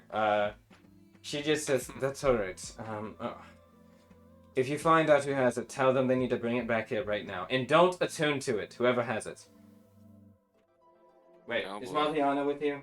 Or do you know where I Maliana went? definitely want it. Matter of fact, yeah, she is. Ask Maliana if she's seen it. Or if she hasn't.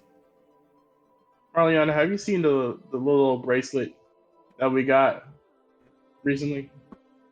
It Red was in the quartz. box last I remember. Oh, she remembers it being in the box. Alright, that's fine. The only one that means it could be. Great. And then the line goes out. Or the line Oh, is should hanging out. you should you tell Starsha to call Felt? I'm sure she's already on it, actually. Probably. Well, oh, we're supposed to be meeting at Gayatri's place later at 4. It's optional if you want to come. It's to get Gathor looked at. Well, I'll be sure to pop by. I've got nothing better to do is to check up on somebody I care about. All right. Well, then I'll see you then. And Marliana's gonna walk away. And head over to go mining. So while Mariana's mining, Homie and Rebecca are having their nice time at the fancy luncheon kind of diner. I almost said raft ferry. Things are good there, Homie. You can see there's a lot of local. Actually, some of the locals seem to wave and recognize Rebecca a lot. Rebecca kind of gives them like a wave. She gives them her best like smile and wave. She has almost like, I wouldn't say like a following, but there are some that definitely admire her from a distance. They look a little bit begrudged when they see her walking around with you. Probably a little bit more like close, I guess, arm locked with you. But you know, outside of that,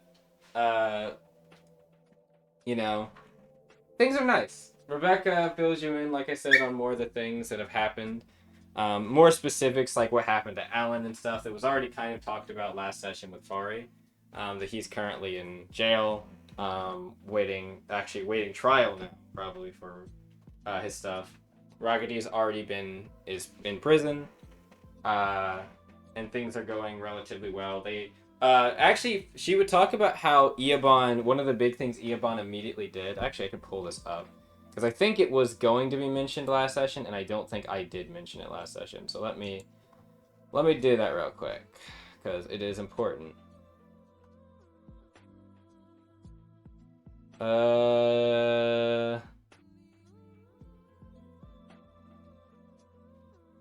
Here it is.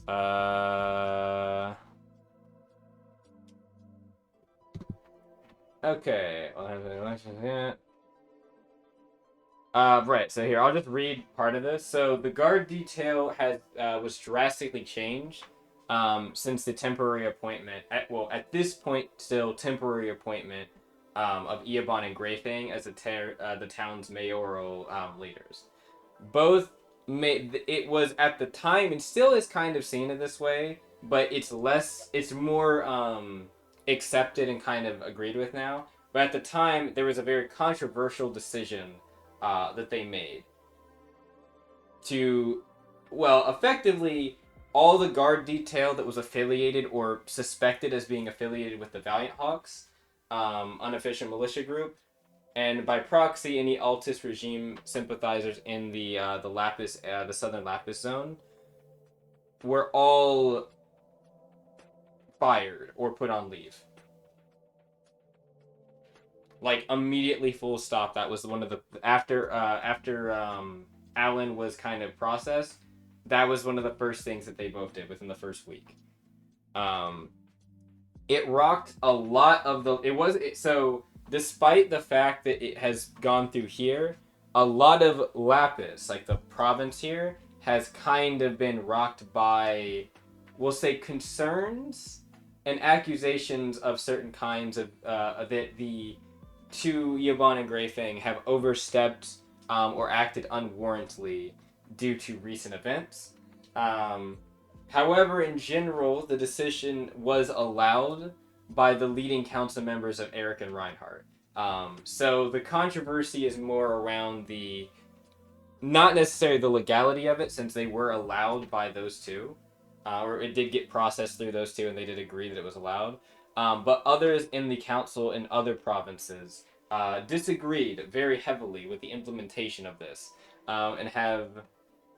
It's assumed that this is one of the reasons. She kind of offhandedly mentions that this is probably why Eric and Hirata are here in part, because along with this, there was a second thing they did, which is they reordered the funding for the town to be a bit more evenly distributed and partially actually higher distributed in the Altel district, which some initially not all in the town. There were some traditionalists in the town that had issues with this, but it was mainly those around the area, like outside of Qual'd, like in Tel Rodo and other areas of Lapsus, have been saying that they're showing favoritism to the Alto related district, the Altel district here, I guess in this case.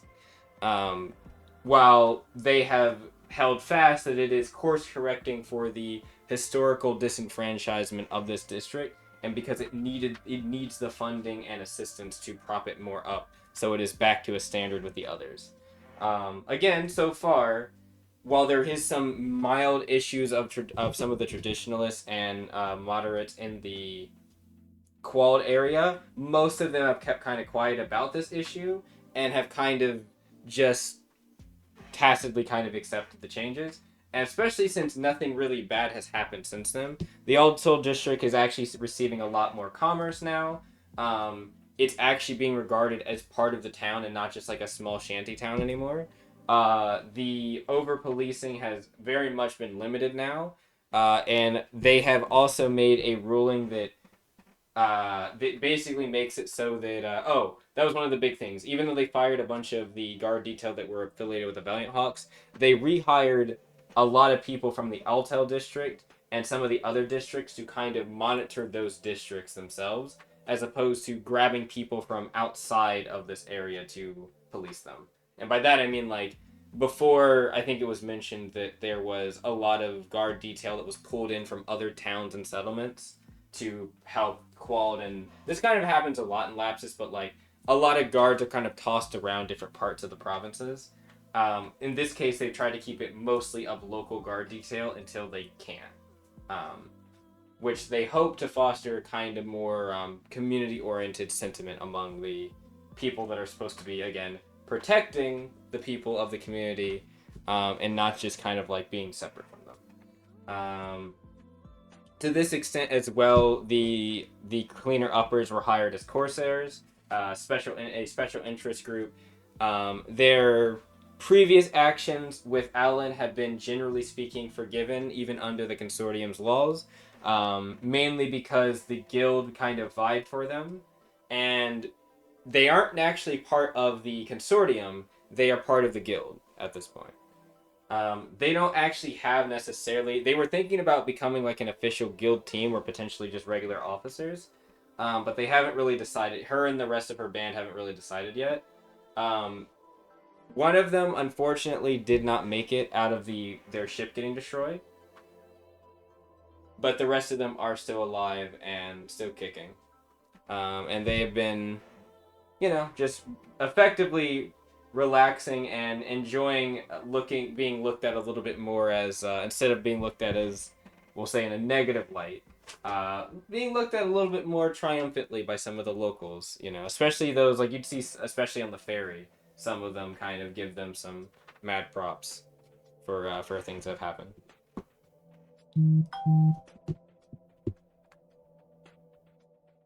What is happening? My phone. Okay. Notification. I need to put my phone on Do Not Disturb. Anyways. I feel like I'm skipping something. Nope, that's mainly it. That would be the main, like, stuff of, what they would bring up to you.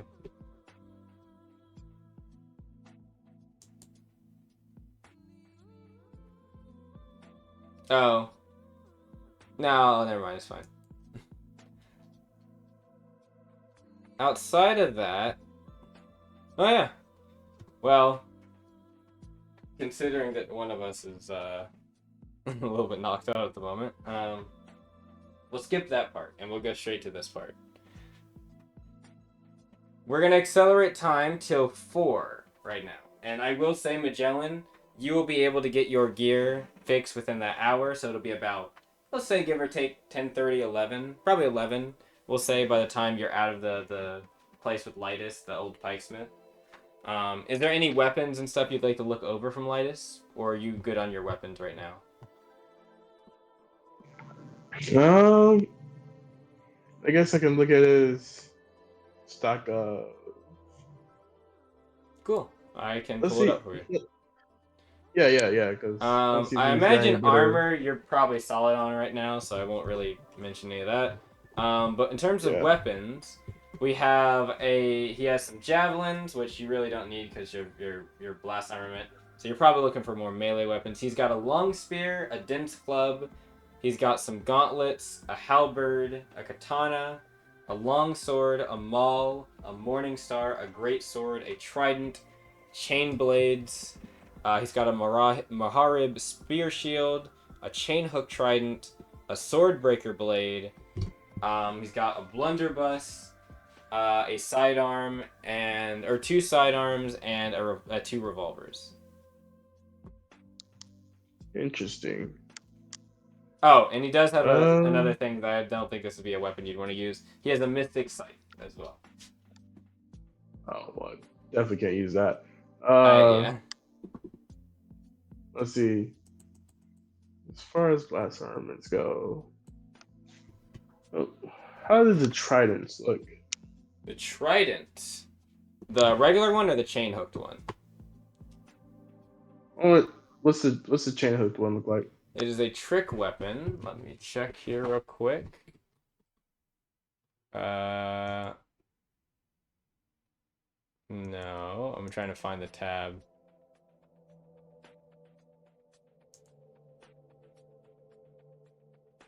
Alright, one sec. 6. Why did that happen? Chapter 6. Alright, it's booting up. It is a weapon. Trident. Wow, really? Oh, that's why. One moment. It's not right. I forgot. Trident is a CSG item. One moment. Is it really? Yeah, it is. Yep. So is a Morning Star, believe it or not. Okay, I found it. Sorry. Trident. A pole with 3 prongs that curve upwards with pointed tips. It is all blah blah blah. It's commonly used by many Aquians or aquatic-based humanoids. It is. This appears to be just a standard trident, but you can look in the back because he does have some other gear that's more faction or foundries oriented. But it will be more pricey, is what he will tell you. The standard trident he has is 26 gold. It is, or he'll be probably 28 gold. It is an aquatic-based weapon. It's got deft, dire strike on it, and it can be thrown 20 to 40. And then you said chain hook trident. What's the chain hook trident? What's different about that? So that one is similar damage. However, it's got 2 special functions to it. It's got the tether property. It's also a versatile weapon, which I don't believe the original trident is. No. The chain hook trident is a versatile one. It has got, and it's, what is it? Its special quality is it's got serrated chain. Instead of needing a joint action or an action to pull a tethered target to you, which is like a special function for tethered weapons, you may do so instead by using movement speed, your speed. So you can use a certain amount of movement to pull someone. I think it's 15 feet of movement. Additionally, should you pull the creature within reach, you may also use your joint action to make a grapple check against them. On a success, you wrap the chain around them. Being unable to... Wait, one sec. On a success, you grapple them with the chain, being unable to use the thrown function of the weapon, but deal an additional 1d4 piercing damage anytime you or another creature hits them with a melee weapon that deals piercing damage. Ooh. That's not bad. Neat. Yeah. It doesn't describe... Yeah, okay, yeah, so it's just a grapple. It's not a restrained. Yeah, it's just a grapple. Okay. Now the biggest question is, can you use trick weapons? That is another thing. You might want to check your verse bonuses. Or your not verse bonus, your verses. Okay. I cannot tell you unless I'm looking at your sheet. All right. You didn't fill out your equipment verses, so I don't know. Oh. Well, I can check your class. I'm already on. For the class, they get 2 all simple simple weapons. 2. Wait. no trick. They get a tech weapon. They get a tech weapon and gun blades. Oh, he does actually have a gun blade. I just checked. It's expensive though. Oh boy. Yeah. It's, How expensive we talking? Well, it's I believe More than I have in my 300 plus. God. Yeah, that's gonna have to wait a few missions. I don't know. Yeah, unless you want to use, which I mean, the guild team does have money, and Starsha said that like if it's something that helps the party, it's fine. All right. We did just get a good amount of gold from just like what we found. Though it is just a blast. Sorry, I almost said a blast harmon. I'm sorry. It is just a gun blade. I think a one-handed one, if I remember correctly. It's not a faction-based one. Yeah, it's just a one-handed gun blade. Also, I said 300. I'm sorry, it's 720. I apologize. Crap. Yeah, that I was cool. 300. 700 is a lot. I think that you would be better off if, like, I'm not gonna lie, I could see it being worth it if it was a faction-based one. Or if It'd it be was a like lot more made of a expensive. special material or something. Because right now it's not really worth. Yeah. Yeah, I think I'm gonna just hold out on this for a bit. Okay, the chain Somebody hook see me. trident was, I think it was like 217, 218, and then the regular trident was like 26. Sheesh. That's rough, buddy. You said the chain of trident is well. I can't use it though, can I? Right, you can't use it from what we saw, but the regular trident you can.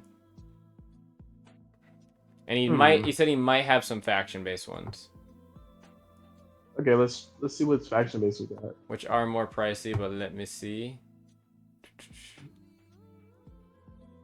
Faction. Tide? Okay, do I have the stuff for what the Tide one is? Like the price of it, though. Because he does have one.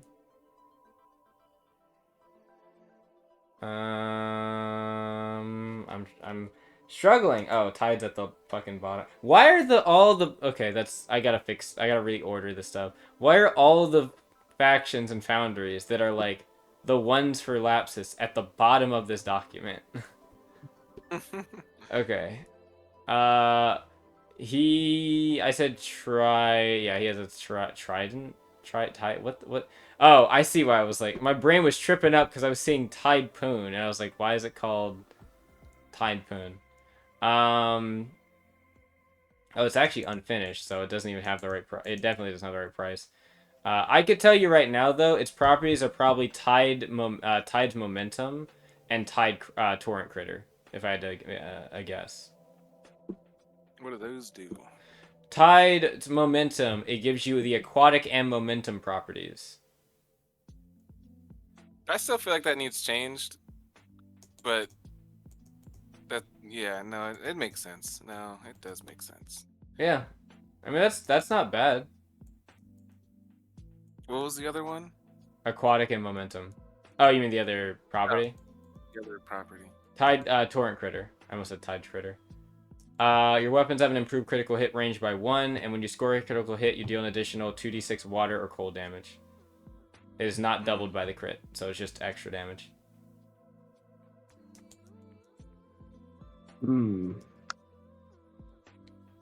Okay.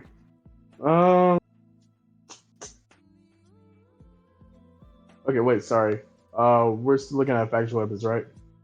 Yes, this is a faction-based trident he has. And how much is it? I don't know. I don't have the price down. Let me go check and see if I have another place where it might be.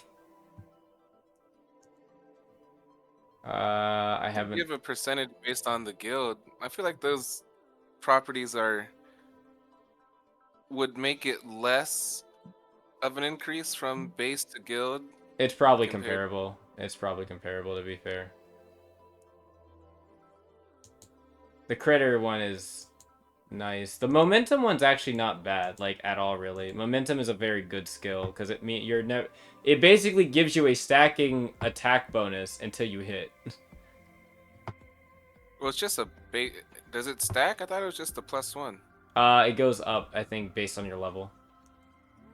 Well, yeah, I guess for Magellan. Yeah. I swear they're okay. There is an old table that had some things. Is it this one? Yeah, it is. Okay. Please let there be Tide one. Of course, the one faction I didn't do. Got it. Oh yeah. I'm gonna just say, what's the multiplier? I need to find the multiplier. What's the multiplier? All right.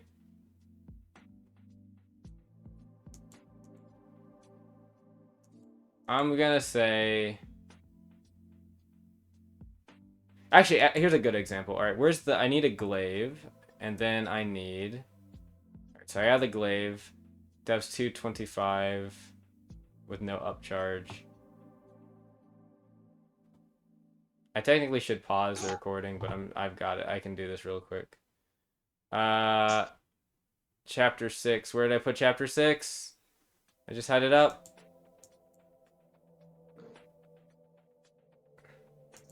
That's chapter 8. Does anyone have chapter 6 open right now? Oh, I probably do, yeah. Can you check glaive prices for me? Mm-hmm.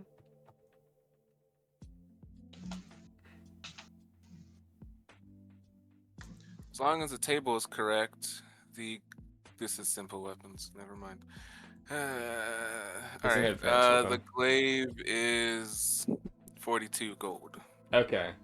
So, and the trident is I know what the trident is. It's 20. It's 24, but he upcharges it, or they upcharge it sometimes. So it's. right. I'm just need this. Time to do math. Yay! So I said 225. You said it was 42. You said. Mm-hmm. Okay. Bye. I forgot it has tripper. That's nice. All right. The tied one is gonna be about 142 gold. Yeah, I don't got it. You can Let's use see. money from your party fund. I'll tell you what. If you'd We're like gonna to meet know up how with, much money there is, you can go into the guild, the inventory sheet for your team. How much did you say the trident was? 142. Cool. That is slightly upcharged, mind you, from what its base price would probably be. Oh, yeah, whatever. I was just wondering. Yeah. Okay. Okay. Regardless, though, I do want to check in with Starsha before I make a guild purchase. Yep.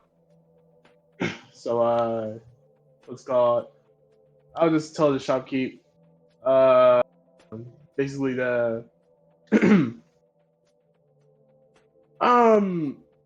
Very curious about that trident here. He's gonna point to the what's called faction one.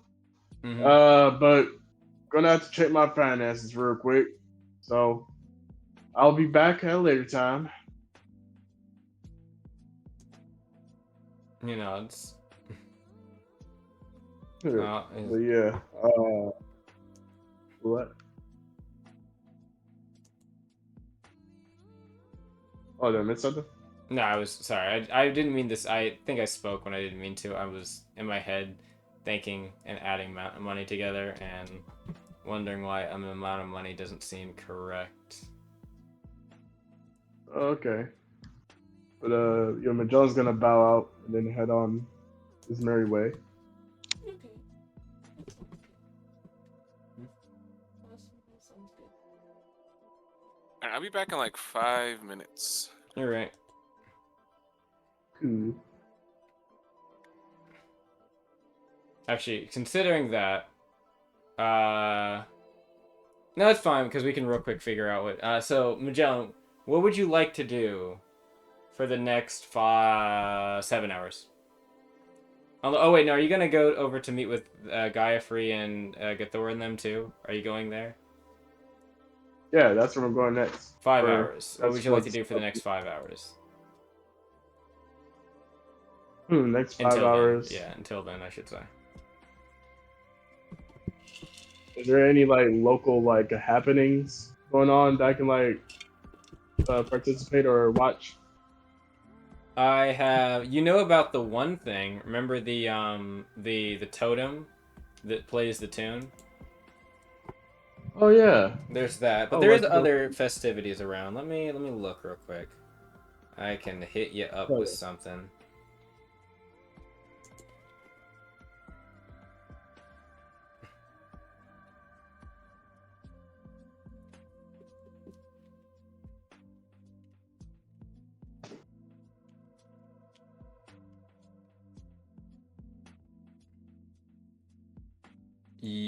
That's yep. Here we go. So there is the thunder. There are some not festivities, but there are some points of interest you might be curious about. There is Gabriel's Arch. There is the Thunder Split Tree. Oh, And the totem of Lilel.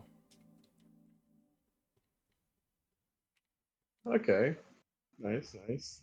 I want to check out the Thunder Split Tree. Okay. Go over to something real quick. The Thunder Split Tree. So it is in the Titan district, actually the same district you're in. A tall tree towards the edge of the wall of the Titan district. In the north part of it, I should say. Is talked about among the locals and visitors alike.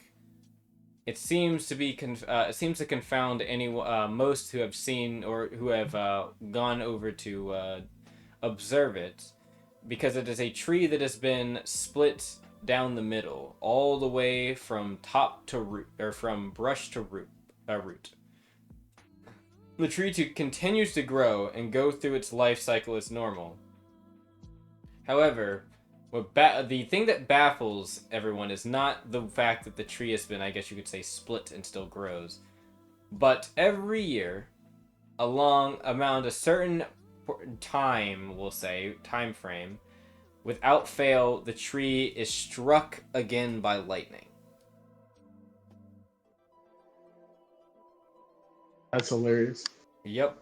And then it regrows within the year, and then is struck again, splitting the tree once more.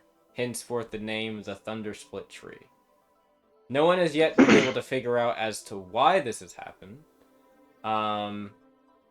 But there are some rumors that are interesting around it, if you'd like more knowledge local regal check if you'd like. Yeah, let's try to roll that. Okay. Bada bing, bada boom. I should also feed the cats. Ooh, I'll do that's this a and nat then I'll feed one. the cats. And nat one. You have not heard any rumors about this tree, and as you're kind of going up to it, the only thing you're hearing is just people talking about it. Yeah, very interesting tree. You're not exactly sure when the next time it's said to be struck is. Maybe it could be maybe a month from now, it could be a week from now, it could be in 20 minutes, you don't know. Interesting. Can I? Am I allowed to touch and inspect the tree? As you go up to touch and inspect the tree, a guard kind of looks over to you, he's like, "Aye, what you doing over there, fiend?" Oh, I mean, sir. Well, What that's have I better. missed? That seems that was an interesting way to walk in. What's going on? Magellan, what he wasn't even like really offended when he first heard Fiend, but after hearing him correct himself, he was like, "Well, that's more like it." But he's like, "Well, I'm not necessarily well versed in these parts here, especially not this tree. It's very odd, and I'm just trying to check it out." He kind of looks over. He does a little looky up and down a bit, and then he walks over. Not in an aggressive way, just to kind of like get over and see the same thing you're looking at. Aye, it's the tree. It's the Thunder Split Tree. It's a local legend around these parts. Says sometime every year, or even twice, this tree gets struck. Same way, splitting it down the middle. But it grows back every year, strong as ever. Interesting. When's the last time it got struck? You gotta think. He kind of massages his chin. Maybe about 5 or so months ago. So that means Or sorry, he'd say 3, sorry. non-zero. About 3 or so months ago. 3 or so months ago. Yeah, Copy. in the blooming season. Yes. Interesting. Is there any reason that I can't touch this tree, or what? Yes, as well, it's a local landmark, you see. We're not exactly too inclined to just random travelers going by and messing with some of these things. Besides, we already had some Well, I guess that didn't come from outsiders, now that I think about it. Well, I suppose for your safety, we're not exactly sure when the tree could be struck. There's been a time when it's been struck 7 times within the same year. There's no guarantee that it might not just get struck randomly now. You'd think that you'd be able to tell at least, maybe during a rainstorm, but we've had times where it's been relatively maybe cloudy, but not necessarily stormy. Maybe humid or so, and then lightning strikes it, none the wiser. I didn't even know that lightning could strike twice in the same place, let alone 12, 20, 40 times, but yes. You know, you do drive a fair point. Has anything ever happened if somebody touched it? I believe there's been some that have inspected it, scholars and the like, nature preservers and things. I think that Gaiafree actually took a sample of one of the bark pieces that were blown off when it got struck last. But I haven't really kept it about it. But I suppose if you'd like to inspect the tree, feel free. Alrighty. Let me get to cracking. And then, let's see. I guess, what do I roll to inspect some A weird shit about knowledge, a nature, tree? geography, or you can roll me an inspection. I am... Okay. I'm going to roll an inspection. Alright. This is going to be hilarious. 19. As you kind of reach towards the tree, and there's a little bit of a look, like, you look back, like, to make sure it's okay. He kind of nods. You kind of feel your hand across the bark, looking at it a little bit more intently. And you kind of make as you're tracing the bark, you kind of look in between the seams of the wood where it's splintered. And you notice something almost immediate. Little shimmering almost like particulates that are, like, along the grain that go with the wood. Along with that, there's kind of this strange, and I think it's now that you're this close you notice it.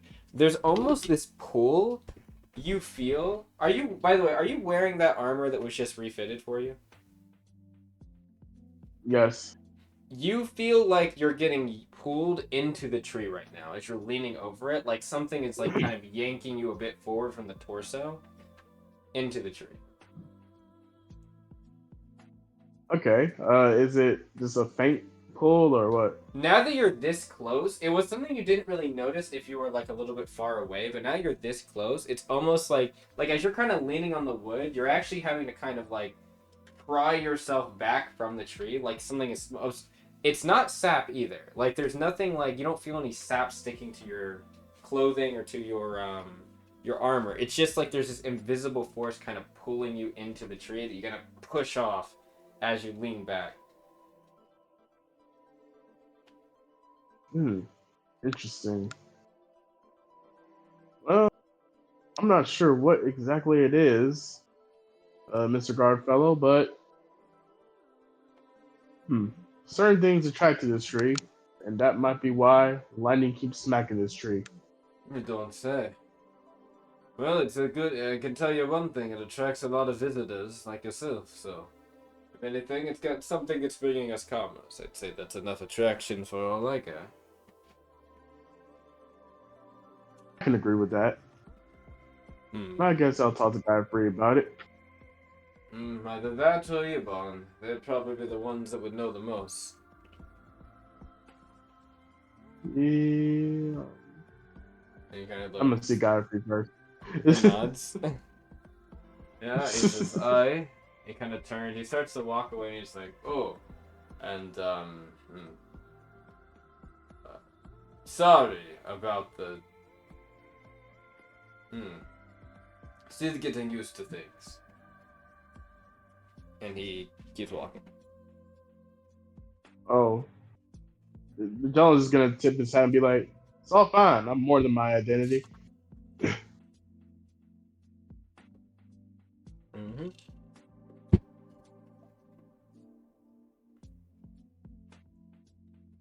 What I imagine that I'm not gonna lie, that would not take up your entire 5 hours of time. So what else would you like to do before we accelerate time?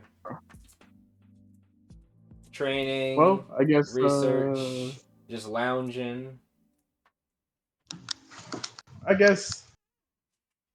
Training wouldn't hurt. All right. What type of training? You want to do any profession training, or just like go to like the shooting range in the guild hall, or I guess the targeting area, the training area in the guild hall, and just crack at it? They said proficient training. You can, yeah, profession training. If there's a profession you want to train. Profession training.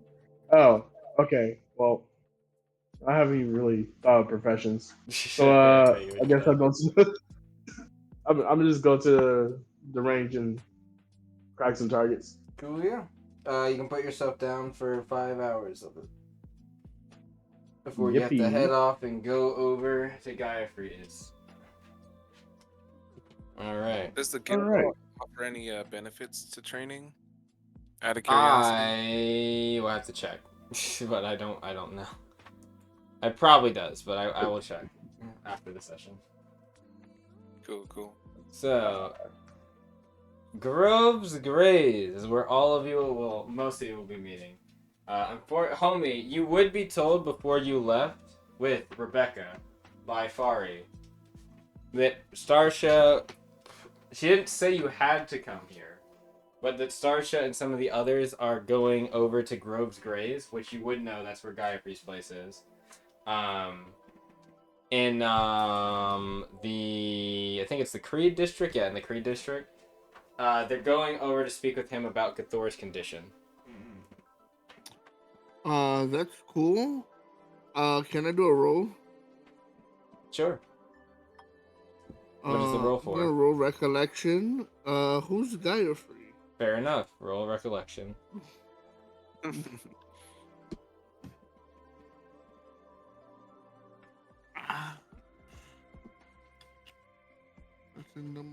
in them R sections. Yeah. Oh, and then before we do this, let me go feed the cats. What'd you get? I got a 14. Gaiafree is the name well, obviously he is the name of the person that owns the Groves Grays. Groves Grays is a World of Soul faith site, but also acts as a herbal remedies and medical care area, or herbal care area. It's not super, like, crazy in terms of like what they sell there, but they do have some they do have a variety of like different curatives and things they can provide, as well as different plants and things like that they grow there in their own kind of vegetable gardens and things like that. Gaia Free is a rather, wait a sec, I'm actually gonna pull some stuff up about Gaia Free real quick. Gaia Free is a, despite looking around the age of like his early, like late 30s, give or take early 40s. Gaia Free is a 60-year-old grace-touched man who was once a former fisher. Well, former as in he doesn't do it as like a main thing anymore, but he does occasionally fish on the river. He is a world soul diviner with the domain of the longevity, at least from what, this is something you might not know immediately, but something that others might know that were more around him. He's got extremely long straight hair with a gray strip in 2 sections of it, black eyes, black and kind of black and red eyes, not black and red, black and green eyes, kind of a mix of the two. And around 4'11". He's not a super tall person, but he does have a decent kind of toned musculature build with a little bit of a smooth, almost golden tint to his skin, but it's kind of more of like a pale yellow, but it has like a kind of golden, almost golden tinge to it. He has a round and ordinary face, and he sometimes is a little bit out of breath, but yes. That is Gaia Free. I didn't know he was that short, actually. That's crazy. He's not super tall. Like, yeah, that's He's like actually shorter. He's like actually very short, even like comparable to like others of his lineage. So yeah. Hmm. So he's a hippie. kinda, yeah. Got it.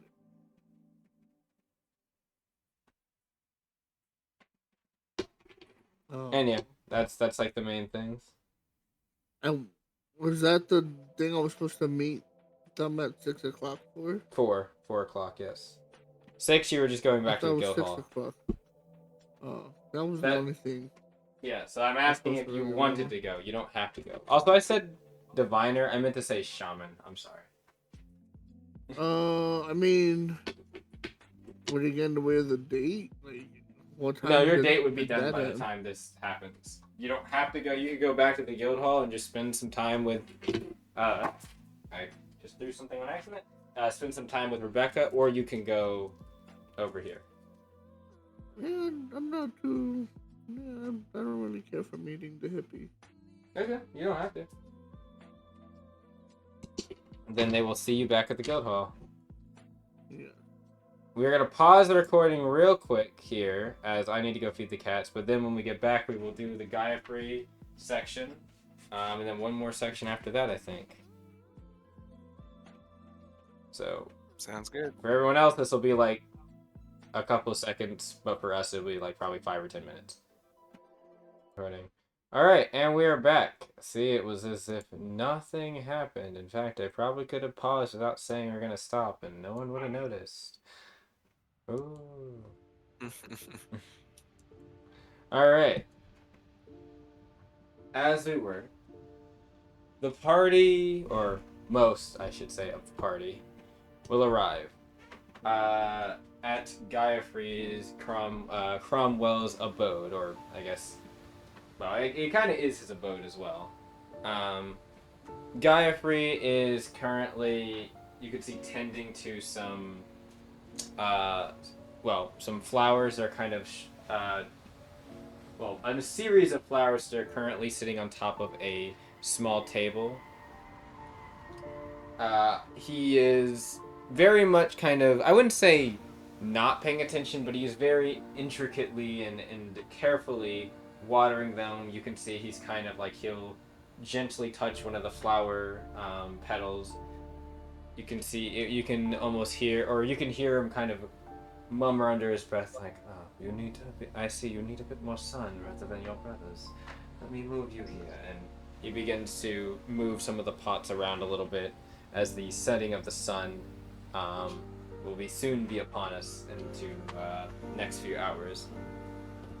Beside, actually kind of not too far away from him, you can see that Starsha, who is sitting down at a little table drinking something, and Gathor, who is more, what was the word? She seems to be kind of like clenched up a little bit and kind of just like looking slightly down, a bit apprehensively, you notice. Mm-hmm. And Marliana and Magellan, you would both arrive seeing as well Felt and Karina actually rounding the corner and also heading over. Or sorry, Felt, Karina, and Jai heading over.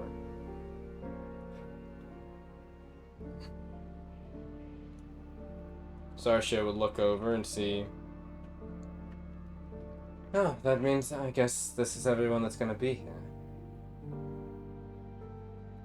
Gayatri looks over and says, then are the rest of your friends ready then? The room the room should have been prepared by now.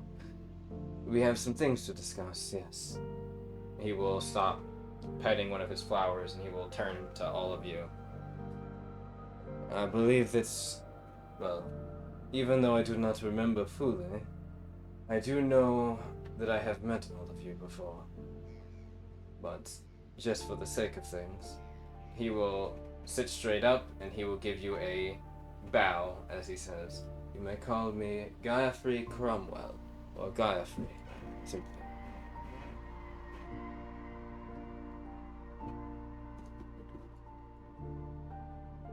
reintroducing ourselves. After that kind of greeting, he will nod and he will say, "Ah, I believe that there is one more as well that wishes to be present for this. She came by earlier, and I believe she actually said that you would all be here as well." Sasha kind of raises an eyebrow to that. He says, "Follow me and you will see her." He will motion for you all to follow him. Here I follow. Starsha will get up. Thor takes a moment to sit up. Starsha kind of stays a little bit for a moment before she kind of nods and she will sit up and begin to walk into the building. Inside, there is a few people. You can see that one of them seems to be pouring a pitcher of water into this kind of like it looks like a kind of waterfall like device that pours across certain sections of this place with like a mini aqueduct that kind of goes around different parts of the shop, pouring water onto the different vegetation and stuff. There's vines and things that wrap themselves around the rafters, and to someone that maybe doesn't really know much about like plants, nature, and stuff, they could probably assume that this is a very unkept building and such. But the vines are actually almost, you can see, while draped, are acting as a kind of support and even kind of a little bit of a reinforcement to certain parts of the building here, wrapping around pillars, kind of tight and things like that. There's almost like a symbiotic type of relation you can see. There's shelves lined with different mushrooms and things and boxes with different types of names and such like that, or with different names on them, different types of plants bound together, fibers and things. But you pass all of that and head to one of the back rooms where you can see the door is opened for you by Guyfrey as he motions you all to enter. And once inside, you'd see sitting at the end of a long table, Zara.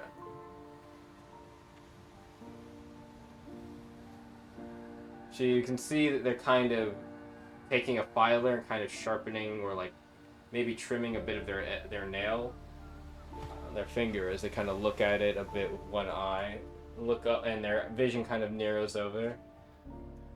"It took you all long enough. What were you all doing?" Enjoying the sights? You don't say. Well, if you are all here, and she looks over at, notices Skithor. "Guyfrey, we can begin now." He kind of nods. Yes. He will look left and right, and he will shut the door.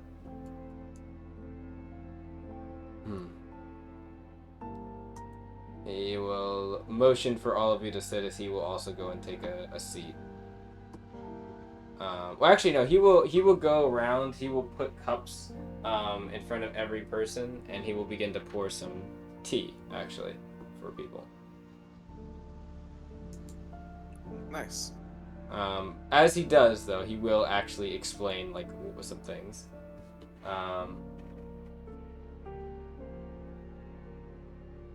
Well, now that everyone is here, I suppose that I can begin explaining things.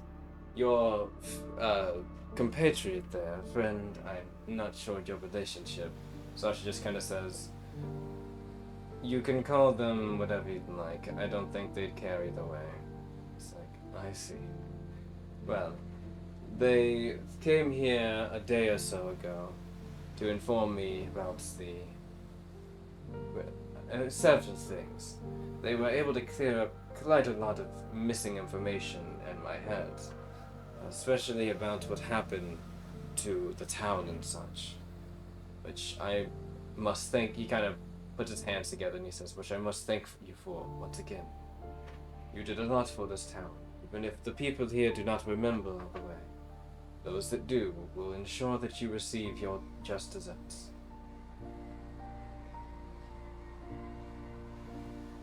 We just did what needed to be done is all. Well, in any case, it is only right that I should try to help you, as I believe it is something I promised. A version of me. He kind of looks at Sarah, promised. First, an outline. Gathor's situation. I am not sure how accustomed you are to hearing this or know about it, but I will outline it the best I can, for the just in case you are unsure. Gathor is being possessed, or encumbered, if you will, by something akin to a revenant or lingering spirit. However, there are properties of the spirit which are unorthodox, at least for the type of possession of sorts. Gathor, you could see, flinches a little bit when he says that, but doesn't really say anything. For instance, he'll take a step over towards Gathor. Gathor, the spirit is much like Gathor themselves, but in different ways. I can't quite seem to pinpoint exactly, but I wager that it has something to do with whatever. Kind of thinks. I imagine it might be something to do with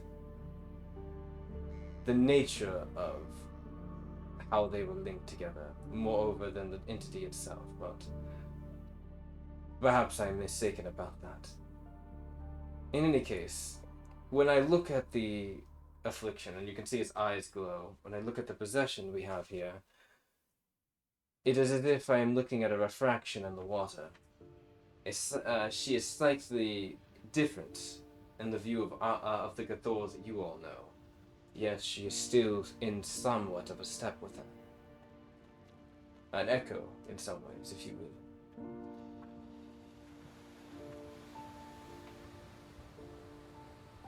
He kind of looks over. Are there any questions thus far? I'll shake my head no. Starshin shakes her head. Bell's kind of like, well, you said that she's like a refraction? What do you mean by that? It's... Zara will speak up. Our man here does not seem to have all the information he needs, which is where I will step in and fill it in. Gathor is being possessed, as he said, Gathor is being possessed, as he said, by what we can call a time-displaced version of herself. And we are still unsure why it has happened as well.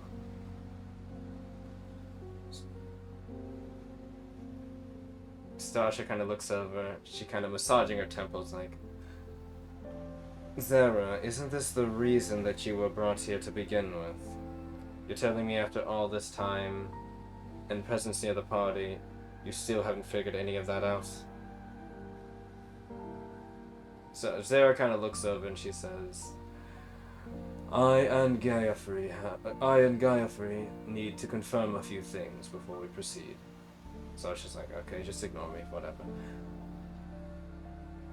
Zara walks over to Gathor and kind of takes her hand, but not aggressively, very gently, and then leads her over to a more soft cushioned chair in the room and sits her down. There's a table in between them, like a small table, and she will sit down. She'll bring over a chair and prop it on the opposite side of the table and like lean over it. Gaiafrey kind of nods, and Zara will look over at Gaiafrey and nod. Gaiafrey will nod. He will go over to next to where the tea was, and he will pull up something and put it on the table. It's on a table, not table mat. What are they called? One of the hand boards that you use to carry things over. My brain is not braining. Clipboard? Not a clipboard. Like when you're eating a tray. That's it. He will bring over a wooden tray that has a bunch of, you see what looks to be a bunch of incense with stalks of different plants burning on different parts of it. he will bring that over and sit it on the small table between Zera and Gathor. And then you can see he snaps his fingers, and from the tips of his fingers you'll see something begin to light as he touches each of the incenses and sage. He begins to chant some words that most of you probably wouldn't recognize. Does anyone here speak, what would it be? Either Celestian, or do they speak, what would it be? Yeah, probably be Celestian. Any of you speak Celestian? I think Felt does, but Yes, Felt does, I believe. Alright, one second, let me put myself on buzzing. I think I think I know what that is. Yeah, okay, we're gonna... There we go.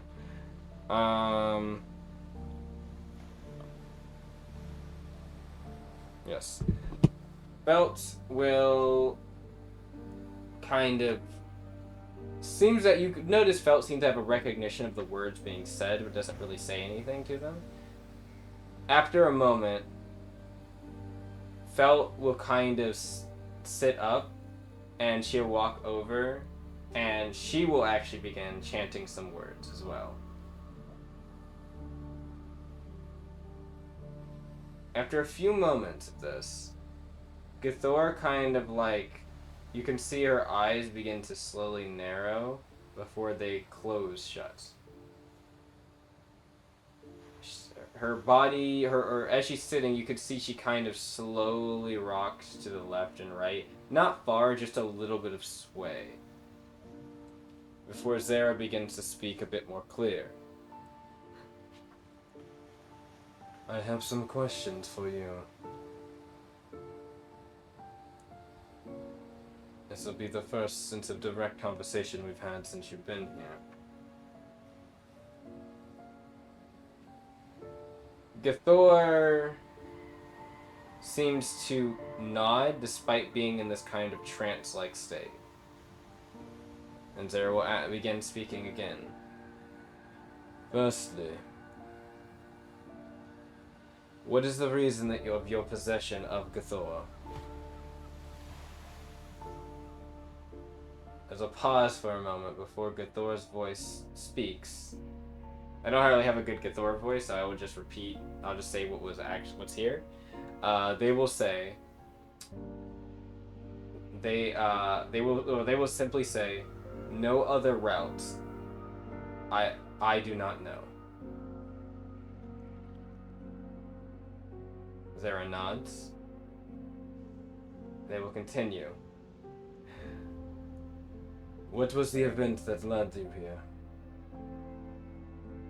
When she asks that, there's a kind of growl you can hear, or snarl for a moment,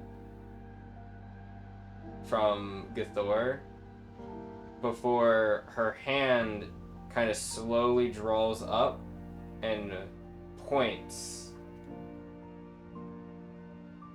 at the party, kind of slowly wafting across them all, as she says, they all died. And then... And she stops on Starsha. She killed me.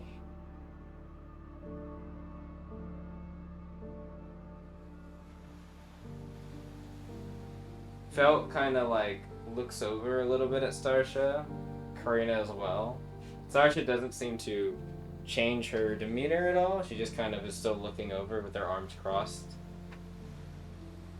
Starsha would probably say something. I wouldn't do that to Al Gathor. Maybe the old...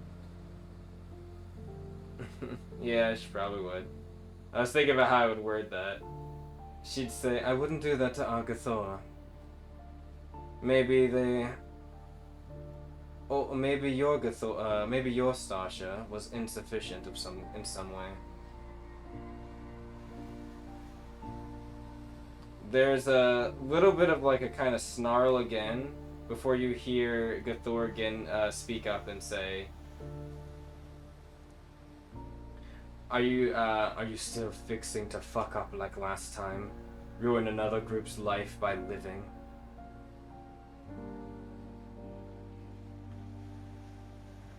A bit of a silence that draws after the words are said. And Starsha doesn't actually say anything. It doesn't even look like she's about to. She just stares at the other Gthor. Or at Gthor, I guess you could say. Though I guess it is the other Gthor.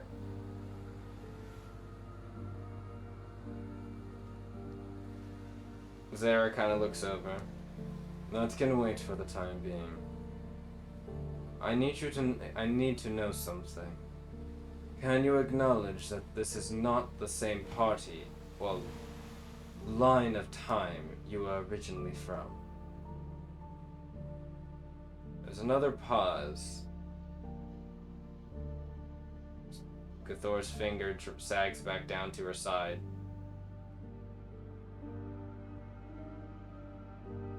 And she speaks. I can. But it doesn't matter. It'll repeat the same as last time. She opens her eyes. There's a little bit of a kind of glazed over kind of visage from her eyes as she does. Like someone, kind of like the you know, you're calling but no one's there type feel. And she just kind of looks across Marliana, Marliana, Magellan, Karina, Felt, Zara. And then she says, they fall to their own folly. And she looks at Starsha. She'll do it again.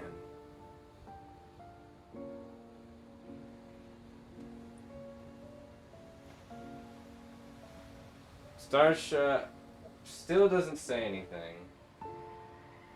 But you can roll a mood if you'd like, anyone. Magellan. Alright. Marliana. Yeah.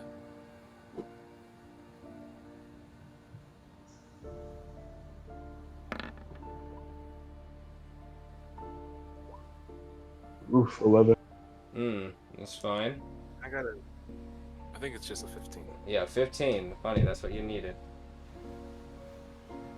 Zara and Gaiafree give each other kind of a knowing look when this is said, but they don't say anything. They just kind of nod. And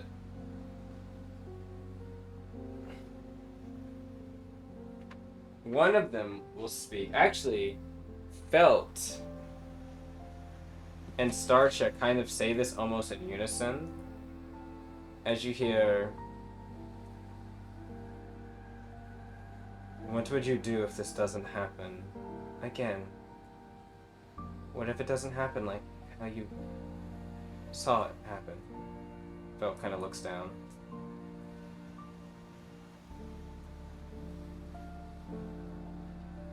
There's a pause before they say, it'll happen again.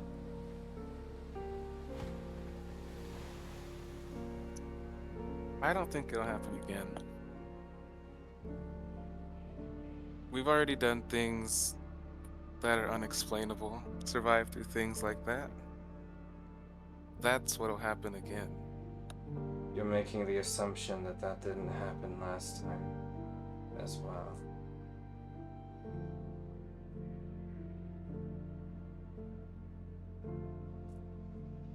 Starsha kind of looks over. Did it? There's no answer.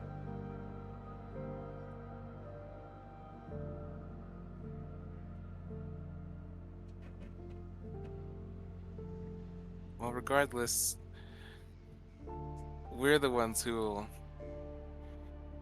make things different.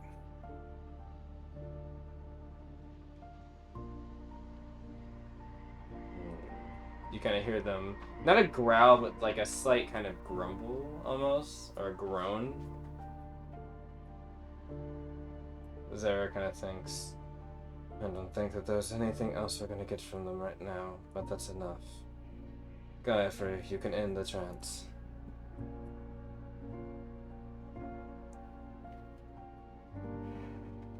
Gallifrey nods. He will, in a swift motion, swash his hand across the incense, and like a kind of, you feel like a brush of wind for a moment as the fires all dive in a quick dash of wind. Gathor kind of seizes up for a second. Her head sags back down. And she just kind of hangs there limply for a moment. Felt kind of will rush over to try to like help Gathor like up and right in the chair. Zero kind of leaned back, crossing her arms. So it's like we suspected then.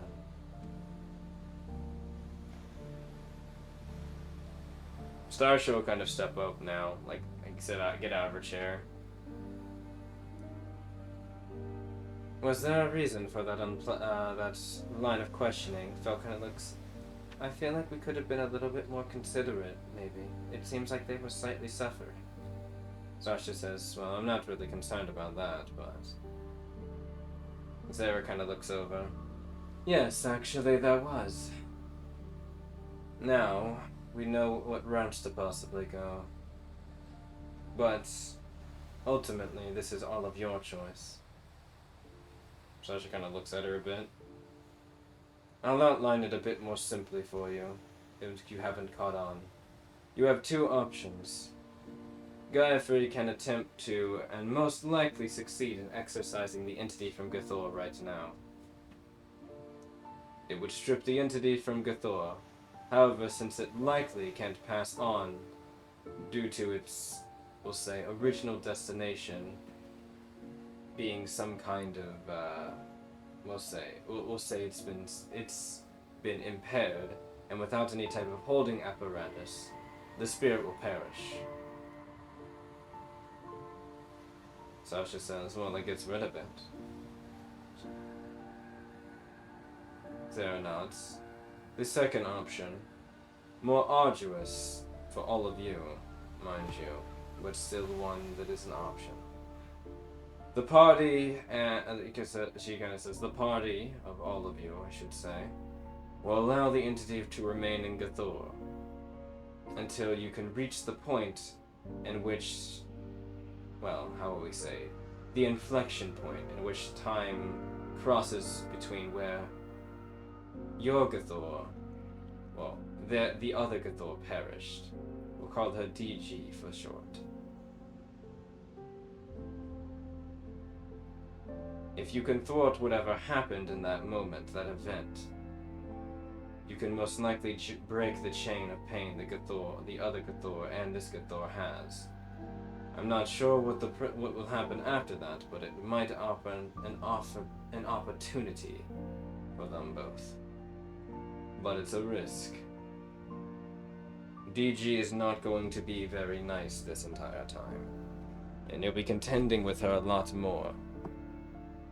It could even be dangerous in some situations if DG takes over and attempts to attack not just Starsha, but attempts to abandon some of you.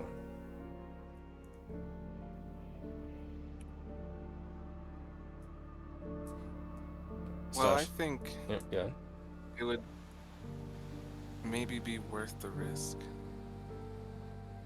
Starsha looks over. We'd be sticking Gathor with managing this annoying thing the entire time we're doing this, Maliana. You know that, right? Yes, but if I understand correctly, this is just another Gathor who's hurting themselves. Maybe they need to heal together.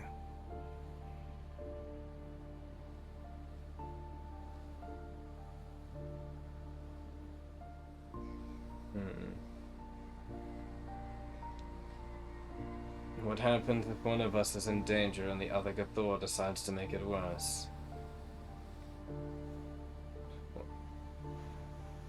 Well, as her friends, we'll just have to do better. We'll have to give her more support. But that's what we're already doing that.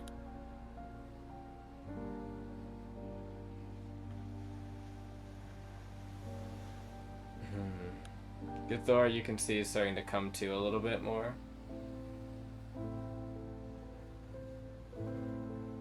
I think ultimately it should be Thor's decision, but I concur. It should be.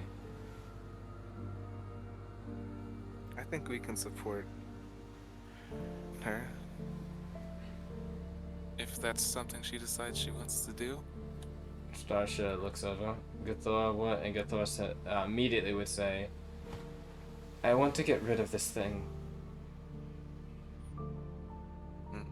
Starsha kind of looks over. Well, there's that. But, and Starsha kind of looks back. I'd be lying if there's not a part of me that, how would I put it, feels compelled to prove this thing wrong, more so.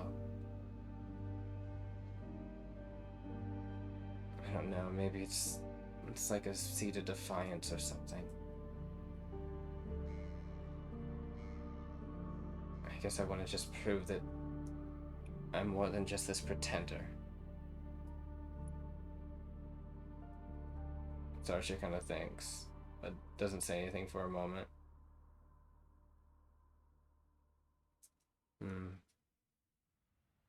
Magellan, what do you think?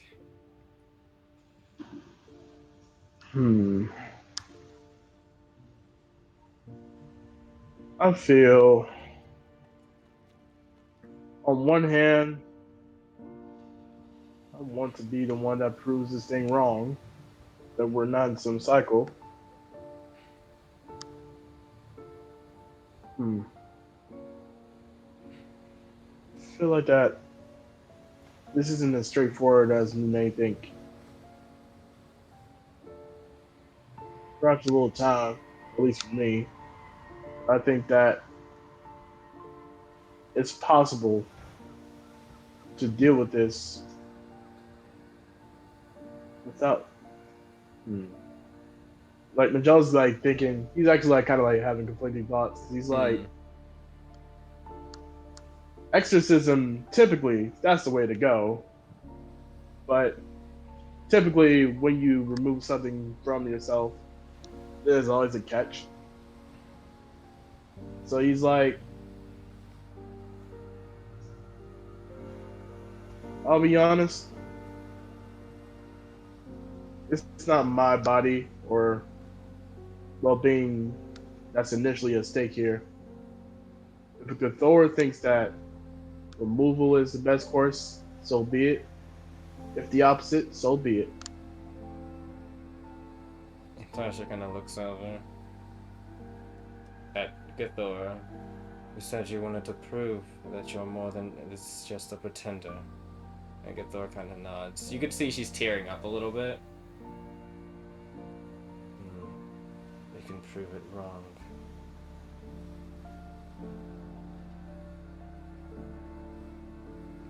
Sasha will nod. She'll look over at you, Marliana, and she'll say, it is her choice, after all. I won't take that from her. I agree. I did just want to say that we could handle it. I think we could do it. And if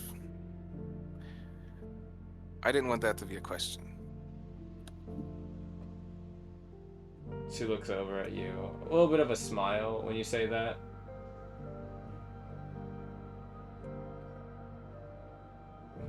I'll keep it, but what am I? And Gayatri holds up a hand. Do not worry, there are ways of limiting its abilities to do things. I believe you have another oh my god, my brain. I almost said another world soul. That's the faith. I meant to say another mystic with you, correct? He looks over at Felt. It's like you were able to hear the incantations and match the rhythm and pace immediately. I'd say that among us mystics, you're probably in the top echelon. Your training must have been impeccable. She kind of just looks over at Githor a little bit. Anyone who is trained in the arts and has the rhythm down should be able to do something similar to me. Meaning that I can teach you a few things, or just simply tell you the things that would work for you to keep it a little bit more tame at times. Zasha looks over. If you wouldn't mind teaching her some. Says, yes, it won't take too long.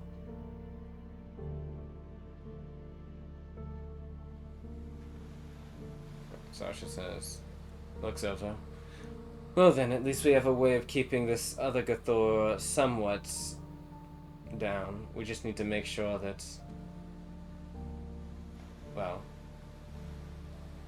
that Felt's around. Felt kind of says, if it has to do with mystic stuff, is it necessarily just mystic things? Or is it an understanding of nature channeling? And the like.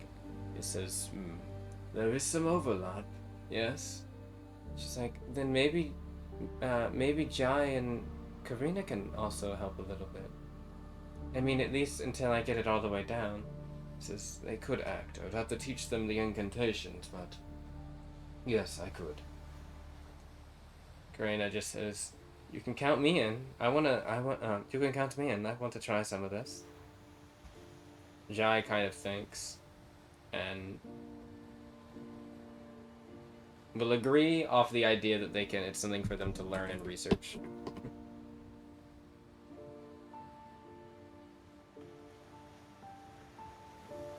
Starsha will look over.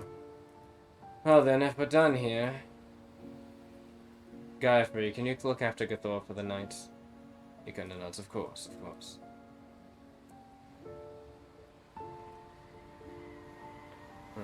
And she will say, alright everyone, you're dismissed for the night, though remember we were supposed to meet in 2 hours back at the guild hall.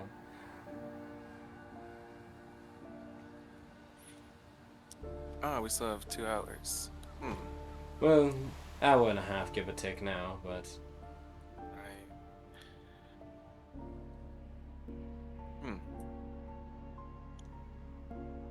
I think I'll just head back to the guild hall then. As will I.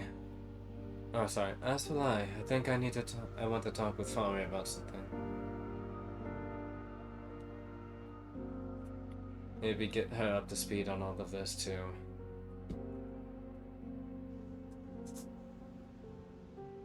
As Starsha's about to walk out, Zero actually, walk out with her and kind of stop her.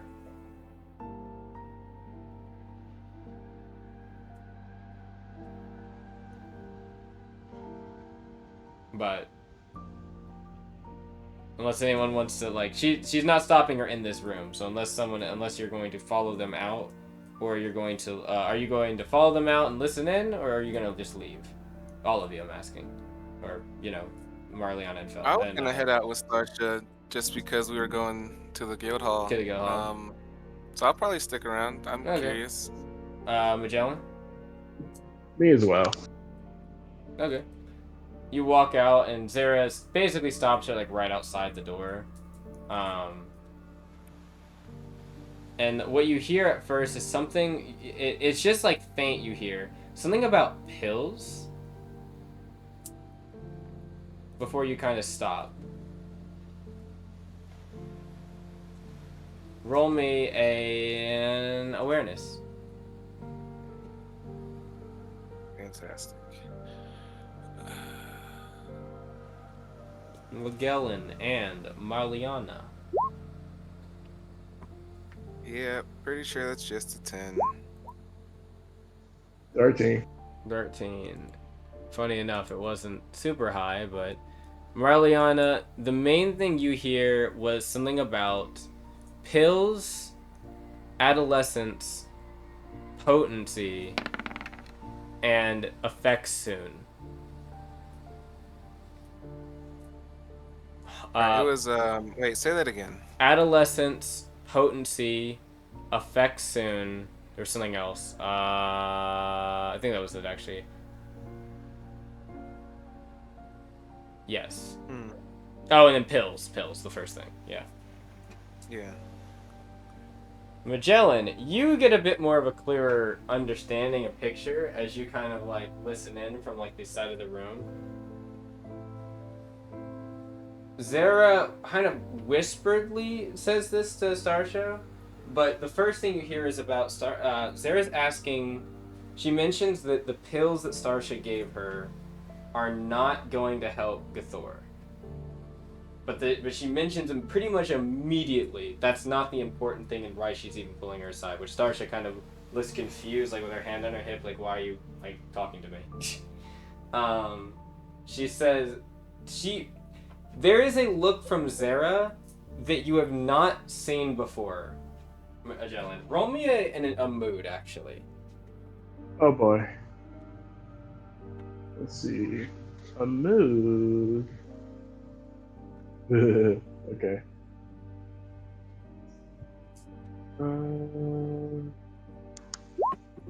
A 17. There's a look from Zara. Zara is very, as you know, very not, well, I guess I was gonna say mute, in terms of the way she emotes. This is outside of the one time she was recalling her history with paracausal wielders, herself being one, but that she had to take one down, that was assumedly a friend. You've never really seen her really be too emotive. She seems slightly interested and concerned at the same time. Intrigued and concerned. Like, her eyebrows raising, and she seems a little bit like... Apprehensive isn't the right word. She's not apprehensive. It's more like she's just quizzical about it. Cautious? Yeah, like cautious and quizzical about it. But she goes on to say she wants to know, well, more specifically, she wants to know how she got more potent, what she calls paracausal and energy suppressant drugs. Starsha seems confused at first, like she doesn't actually know what she's talking about. Before Zara continues and says, these are drugs that are designed to keep most creatures, especially paracausal wielders, energy signatures muted. Never mind what they would probably happen due to the nature of these energy types. Keeps them muted, right? Never mind what probably happened due to the nature of their energy types. It wasn't working. She can only hypothesize, because Tarsha says that it wasn't working on whatever it is. It wasn't working on her, so that's why she stopped taking them. She said, and she continues and says, she can only hypothesize that her abilities as an adolescent were far weaker than they currently are now, and that they might be wavering as a result of something. Well, one, that she's older, and two, there's probably something within her that is changing that's making them more potent, and she might not realize it yet. She also adds, whoever designed these drugs have made them with the intent specifically of suppressing paracausal augmentations as well. Which Starsha raises an eyebrow at when she says augmentations.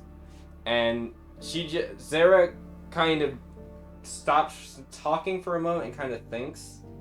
And she says, then you'll probably soon... She wagers that Starsha's soon going to start feeling the effects of it soon.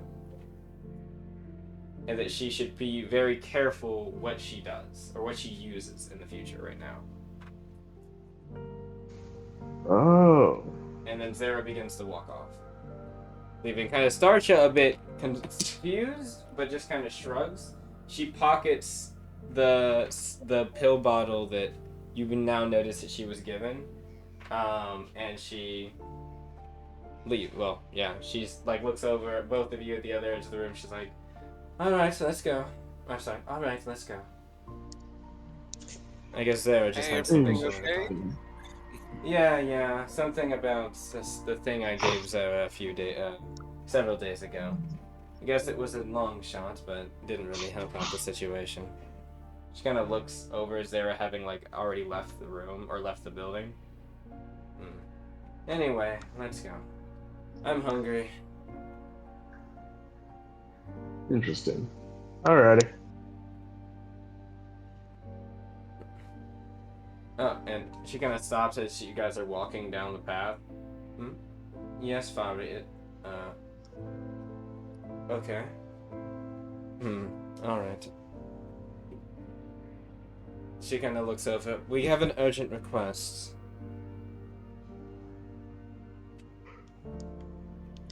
Urgent. Quest? Yes, it seems as though there's a little issue that the. It seems as though there's a little issue. Some of the Oh my God, my throat.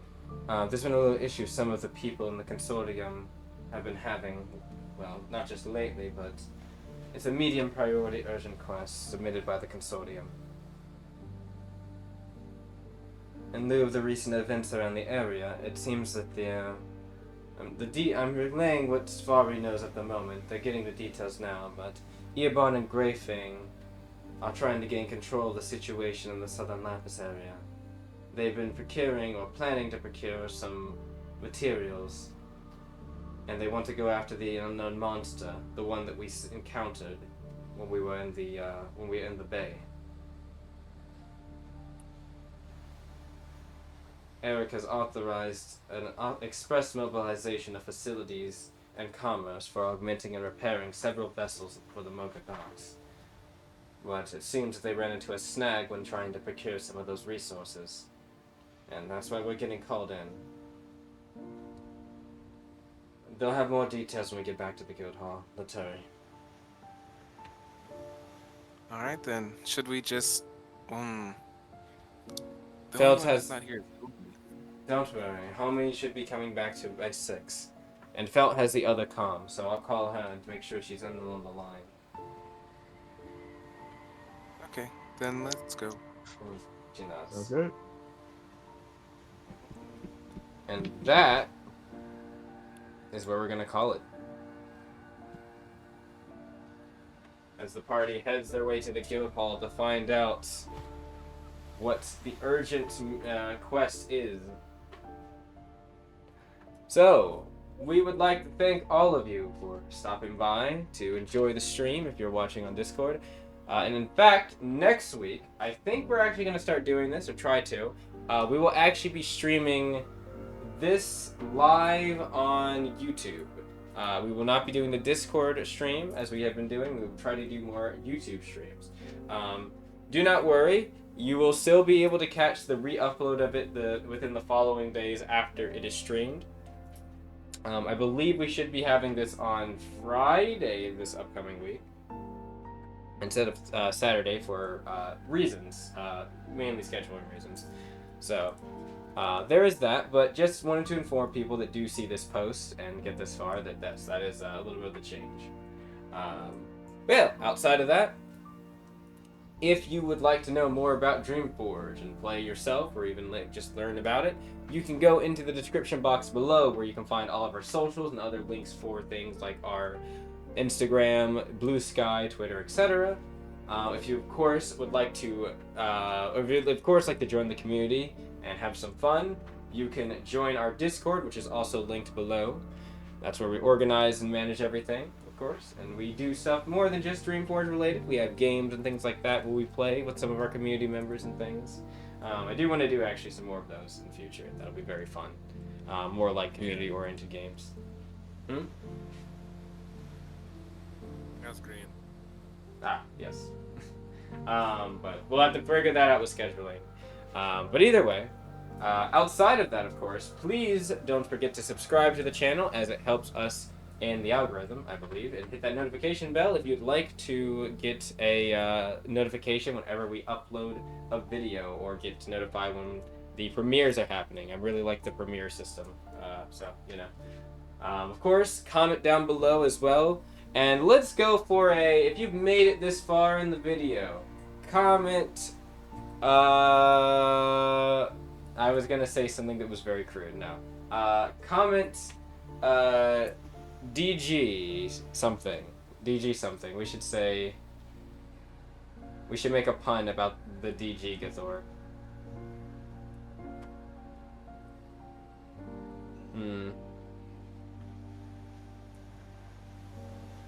Oh, I got one. It's not related to DG, but if you get this far, type in paracausal withdrawals. Because Starship do be having them. Anyway. Outside of that, you can comment anything, of course, within reason that you'd like. Feel free to talk about any of the stuff that's happening, what you suspect might be in that urgent quest, and perhaps what might be strange about the augmentations or paracausal augmentations that Sarah mentioned Starship might have, and what that could mean. Speculation abound as we start to uncover some more things, not just about Starship, but other party members. As Marliana might be in store for a little surprise when she gets back to the guild hall. No. But if you want to catch that, you have to come by next week for the session. In any case, thank you all for watching, and we hope to see you in the next one. Bye-bye!